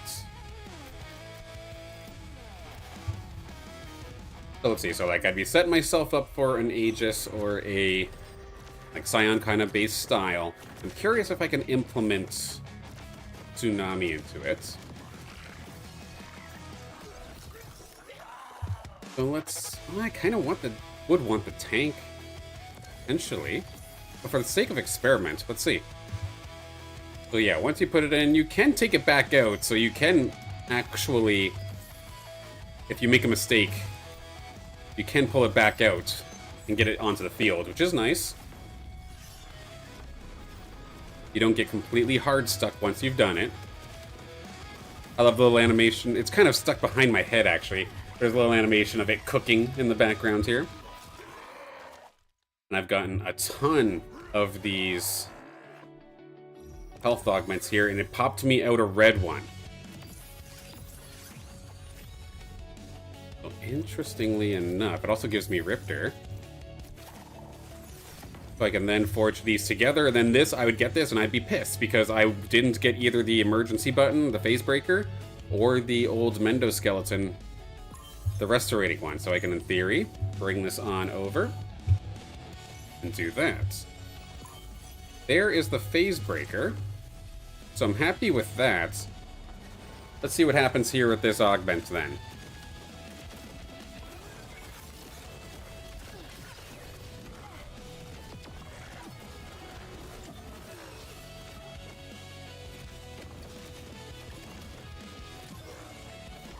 Yeah, I'll probably get beat on as per usual. So then let's see. So from the resistance-based one, and I'm very curious, if the game's already underway, the battle's already underway, if I pull it out, what happens? Okay, it does deny me. You can see it flashing at me. Cool.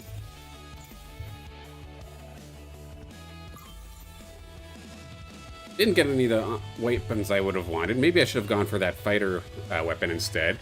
Yeah, the recycler looks sweet, and sure enough, there it is, actually. It did just give me another phase breaker. Oh, looks cool. Looks cool, looks good. Can load my fighters up something like this.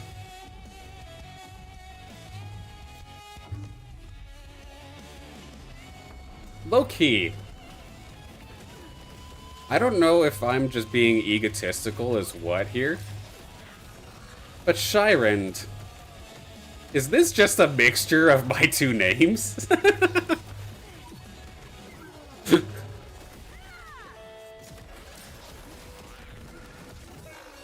Because of course the full actual tag is Silent Sirand. Or Sirend. Getting my own name wrong. Shyrend, that's kind of funny. Maybe I'm just an egotistical prick, but I mean, that's kind of funny. Alright.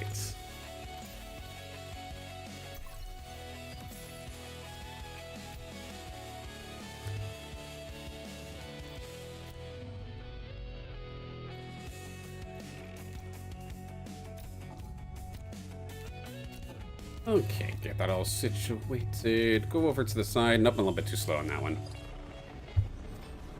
Yeah, so I got the Scion chip, even though we know technically... Like, I'm just kind of playing with my head and, like, not completely in the game. I'm just happy to try things out and explore. I think you cannot actually put this chip in here, right? Yeah, it denies you, so you can't actually do that.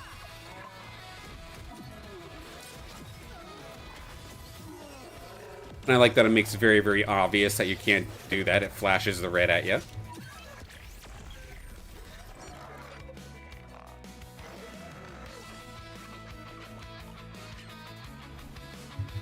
Now, I'd love to be able to actually find Atlas to kind of get started here with our tsunami, potentially.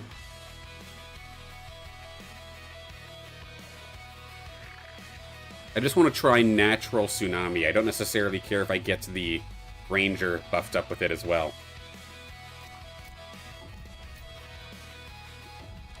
Just do something like that.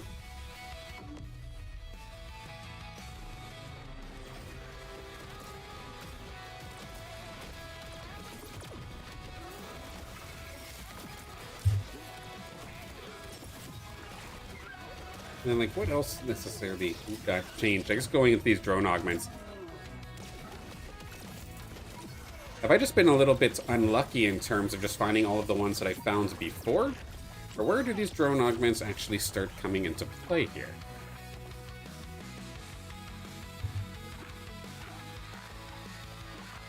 I kind of just skimmed through the last ones.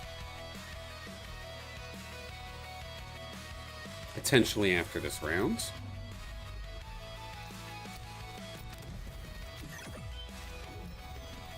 Just do something like this for now.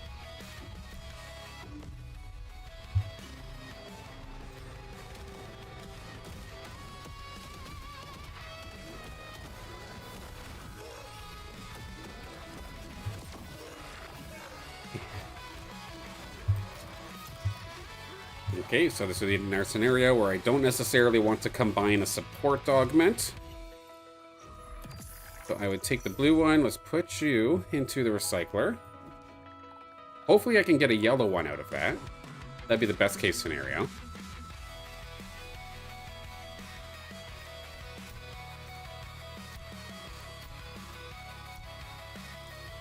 Make a little hole here for maybe that Valente to jump into and die.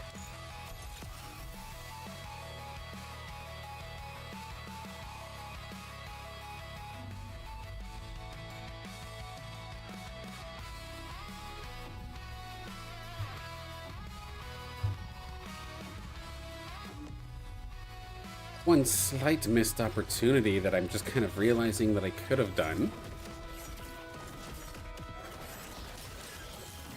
No, giving some of the alluvials on the board here. I was thinking about something Shock, but Shock didn't actually get a change at all in this patch, which I'm kind of surprised about, to be honest. I was hoping it would get a little bit of love, but not this time.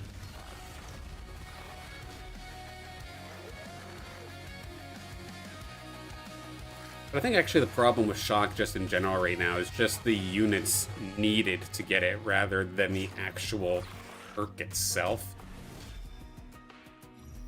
Like just getting T-Ru, getting them all the way up to Tibiruko, and then getting Riley all the way up to Riley.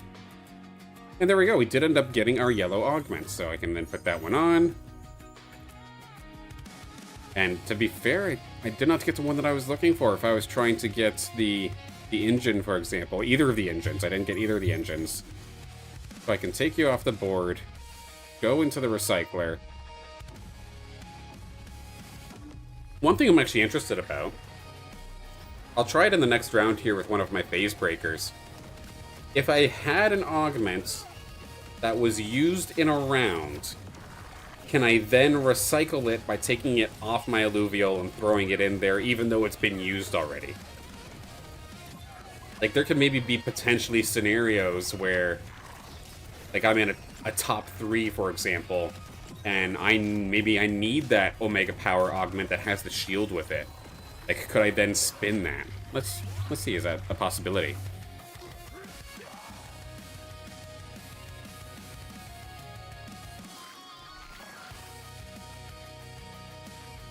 Okay, and there is our dear Archos. Welcome to the party.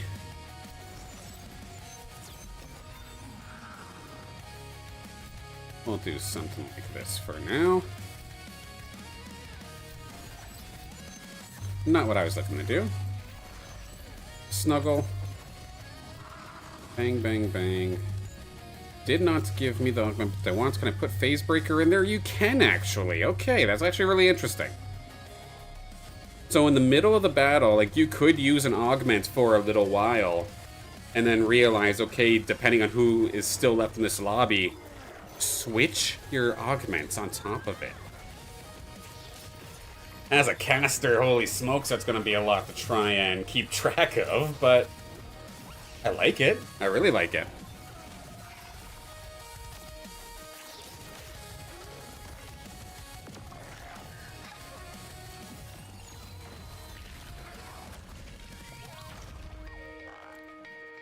Okay, so it's still very, very strange. Again, I wanted to go for some sort of tsunami to my composition, but I'm not finding any atlases at all.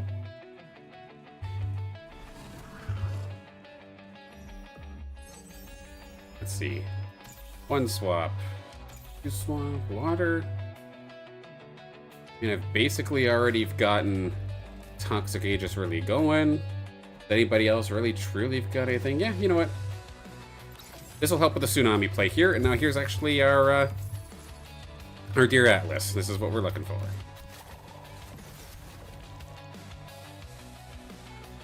Where did that augment come from? Oh, that was the phase breaker. Right. Even I'm having a hard time keeping track of everything. My goodness.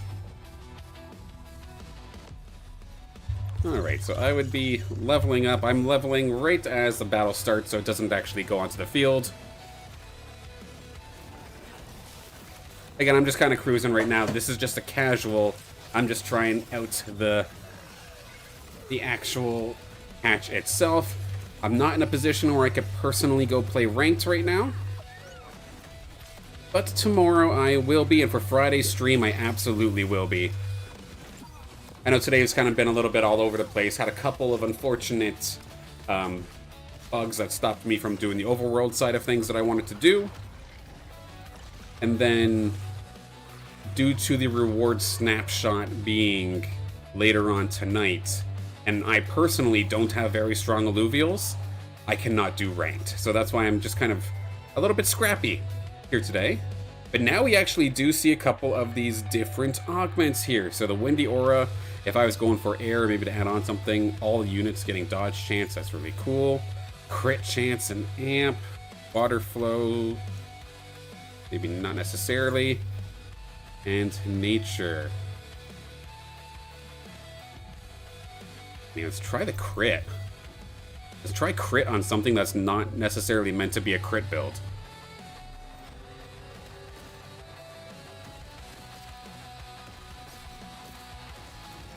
I wonder. The tsunami is the idea that I'm trying to do here. But I would need a... Okay, yeah, no, that's actually very doable. I'm very curious.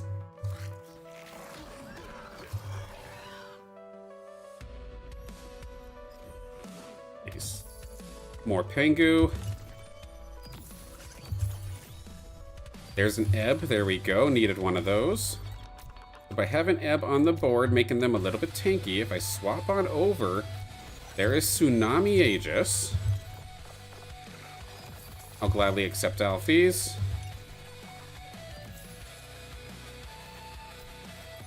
Something like this. I still need room. Let's put Pengu with 1, 2, 3. Set you up like this.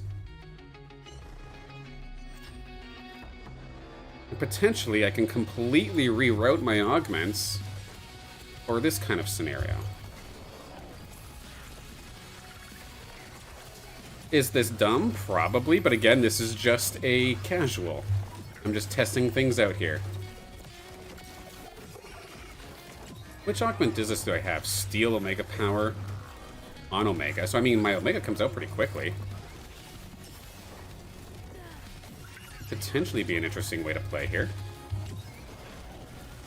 Probably still gonna get taken down this round. The Wildfire is too much. The Water Doka can keep that.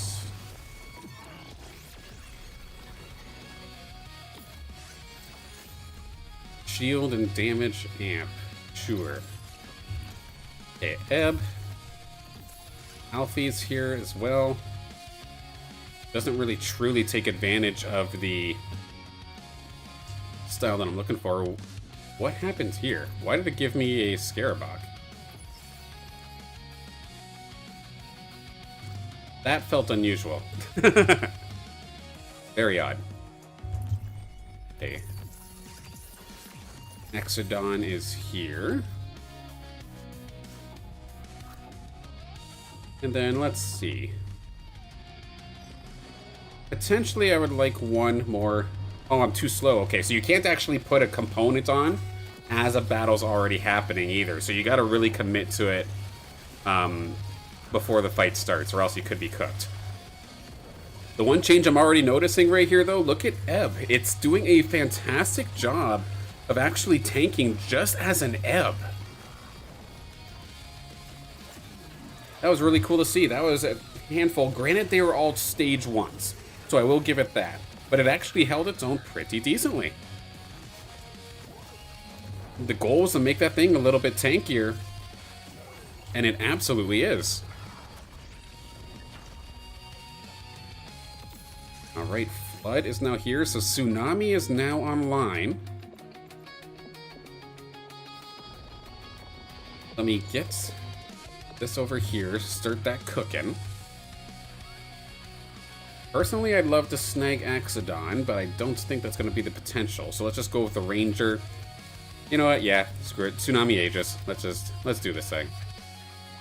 If I put Flood at the front lines, how does this go? Got a decent amount of health to it now, over 2,400 without any buffs to it. Let's see, as it casts, looks for the cast, look for the little explosion from Tsunami as well here in just a minute. Ranger as well, going to be doing something very, very similar. Getting those empowered attacks actually pretty quickly. Penguin's still alive. Flood does eventually go down.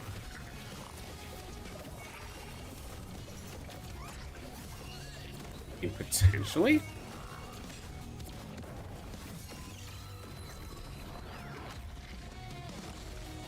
Potentially interesting.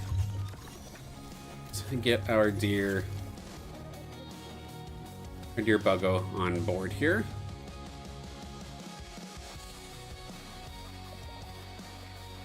Of course, I want magic instead, but at the same time, maybe I can just buff up Pengu.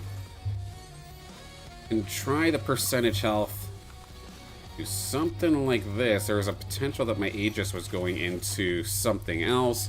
These rogues are going to dive directly onto my poor Sinalf's face. Optimally, I maybe then have Flood back to catch these rogues. And it's cooking quite nicely. Flood's holding the line, but I guess it doesn't have too much targeting it. I'm trying to see if I could see the animation of the Tsunami, but it kind of blends in with the Omega from the actual Flood itself.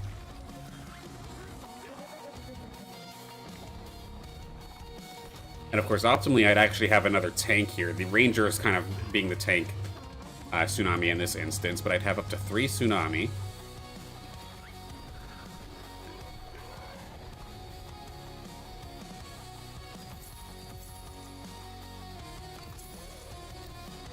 Couple here. There is another magic augment. I can throw another Scion chip out there. Maybe let's give it on over to Flood. I'm going to put Flood directly into the line of fire here. I want to see how much it can tank. Nicholas, hello. Good morning.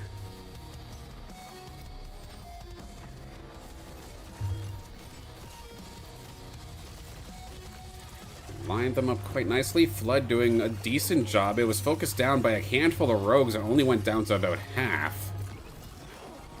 Not too shabby if I do say so myself. Let's get one more water imprint out here.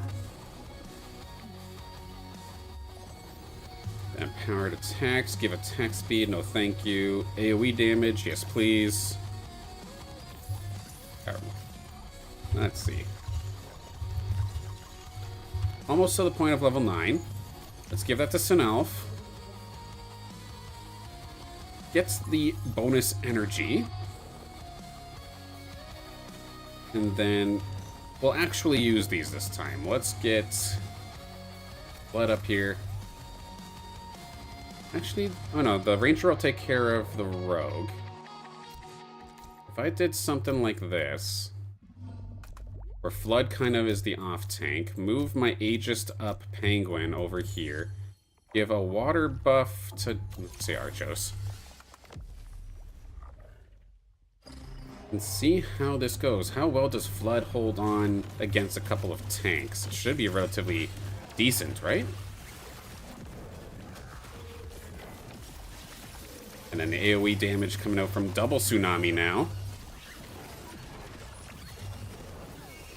That was, I felt Felt like that was pretty decent. It's hard to tell, but there wasn't really anything targeting that right-hand side. It was just the Ranger, and it was just the Flood. So I feel like that was good. It'll definitely be different once we actually start playing other people.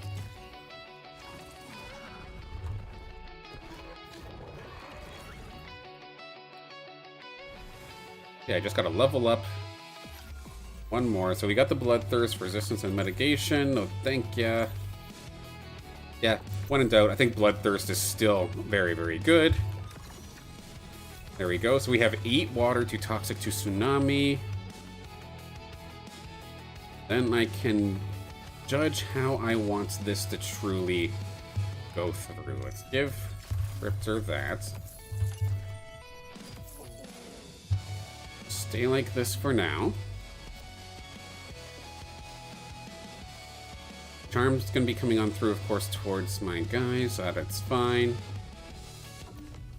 Put Flood off to the side. See if they'll bite and try to go for it. Got the Ranger here as well. Maybe if we can see some of this tsunami damage in progress. I feel like there's a pretty decent little burst there. Granted, yes, the Scorpion's there as well. But it very well might actually hurt enough to truly make a dent in clumped up areas now. It's so hard to tell given so much that's going on, but I am seeing some relatively decent chunks when it looks like it should just be the Ranger hitting.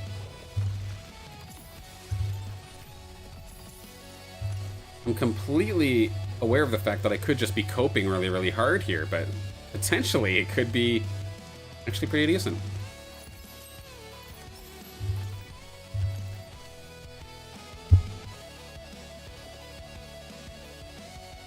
The same battle? Well, actually, let's see. Blood, I'm going to put you all the way over here, which means in theory you're getting tanks and dashes coming at you at the same time. Riptorus is going to go all the way over here. Blood, how long can you tank? You've got 2 coming at you. Holding your own relatively decently. An okay amount of time. It's definitely better than what it used to be.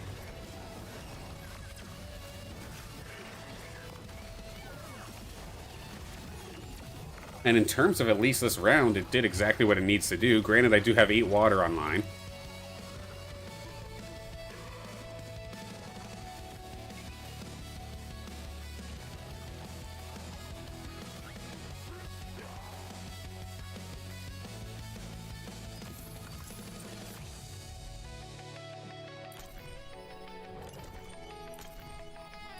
I'm just kind of cruising looking for my super carry, but with the way this game is going, I'm probably not even going to need a super carry.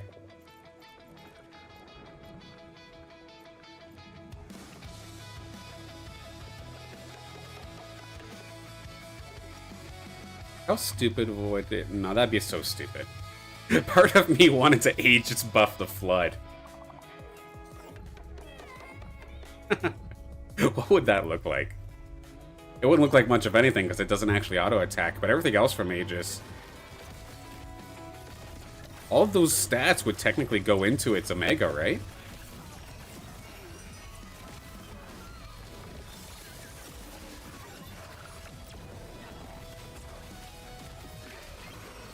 Yeah, Flood's never going to show up at the top of a damage chart. Granted, it's doing okay in terms of healing.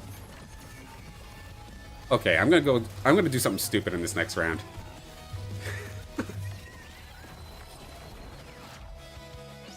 Okay.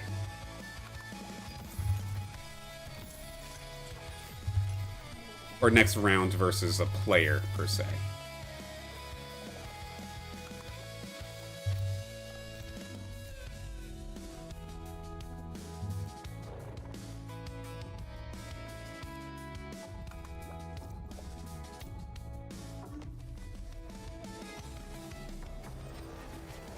I wonder how hard will the Omega actually hit or heal?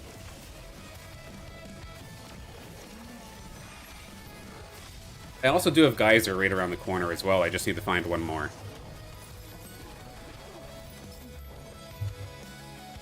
Give me just maximize health. If I were to put all of my health here onto my Flood, give it Aegis.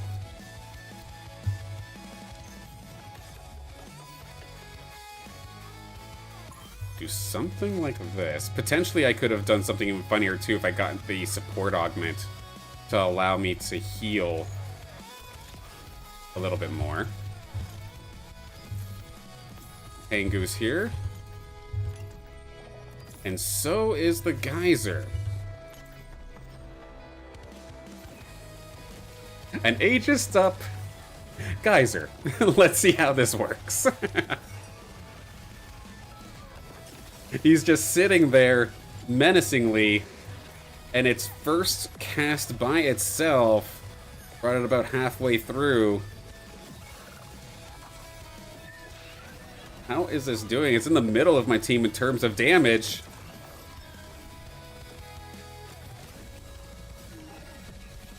This is funny. So it 100% needs a carry with it. But look at that on the damage chart. It actually didn't do too bad. It's only 2,000 behind Penguin. It was actually the Ranger that carried the fight.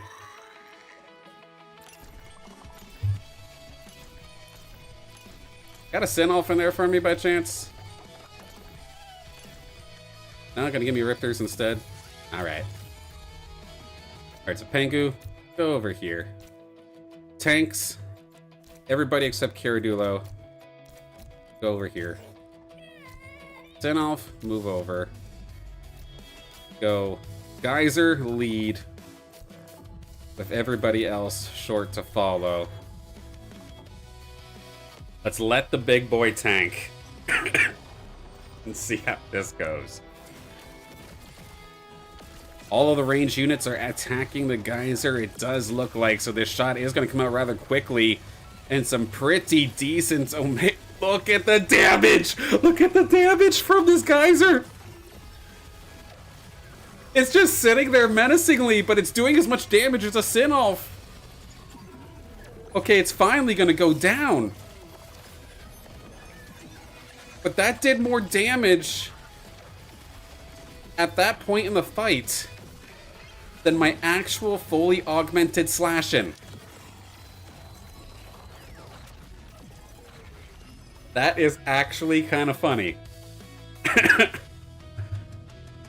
I want to play with that more. Not going to be able to do it today, but I want to play with that again more. See how it actually holds up in a real ranked match. Oh, but there is potential. I like breaking things, and that felt kind of funny.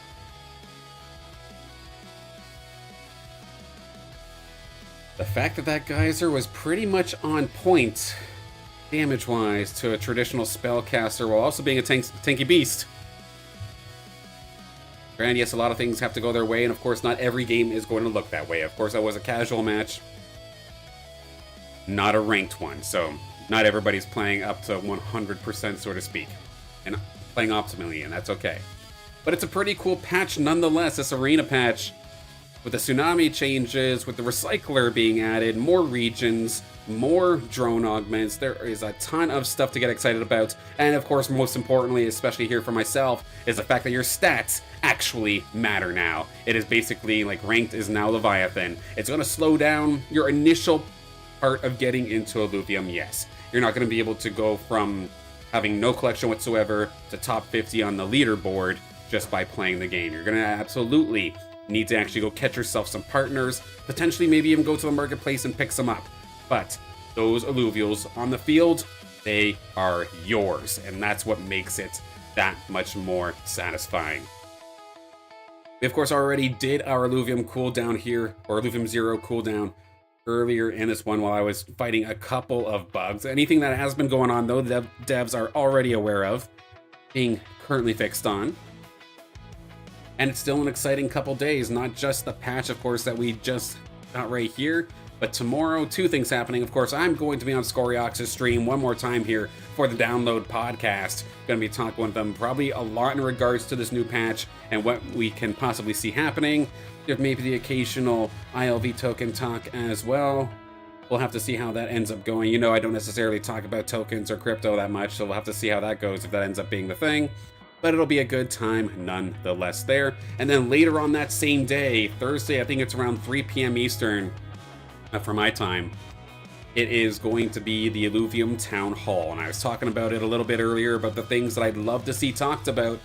Plenty of things that are up in the air, plenty of things that are announced, but we still don't truly know the full context about. Say, for example, for stakers, the use of shards. Where are the shards right now? I can't see them on the website. The MMO playtest. It's labeled as private, so does that mean I can't stream it? And how do we get involved in the playtest? This Risk to Earn minigame, what the heck is it? Is it a standalone or is it a part of the Illuvium Arena? And this Alluvials Set 1B, the extra Alluvials coming on, when can we expect those? Training gyms for Illuvium Zero, is that something that we're going to have coming around the corner very, very shortly? There are a lot of exciting topics that I am hoping get talked about during this town hall. Then, of course, later on Friday, you'll see me right back here. It'll be a brand new week, which means I'm not going to be worried about that ranked rating anymore. We'll hop right into the ranked ladder, and hey, maybe I'll have something a little bit more cooked up going into the ranked play, especially since not all of my Alluvials are up to snuff. Maybe I have to get a little bit cheeky to try and circumvent that. We'll have to see. But absolutely, Soda, see you tomorrow. Everybody else, see you tomorrow. See you Friday as well. Thank you so much for tuning in. Make sure you have yourself a fantastic day. Tell someone you love them. And I'll see you on the next one.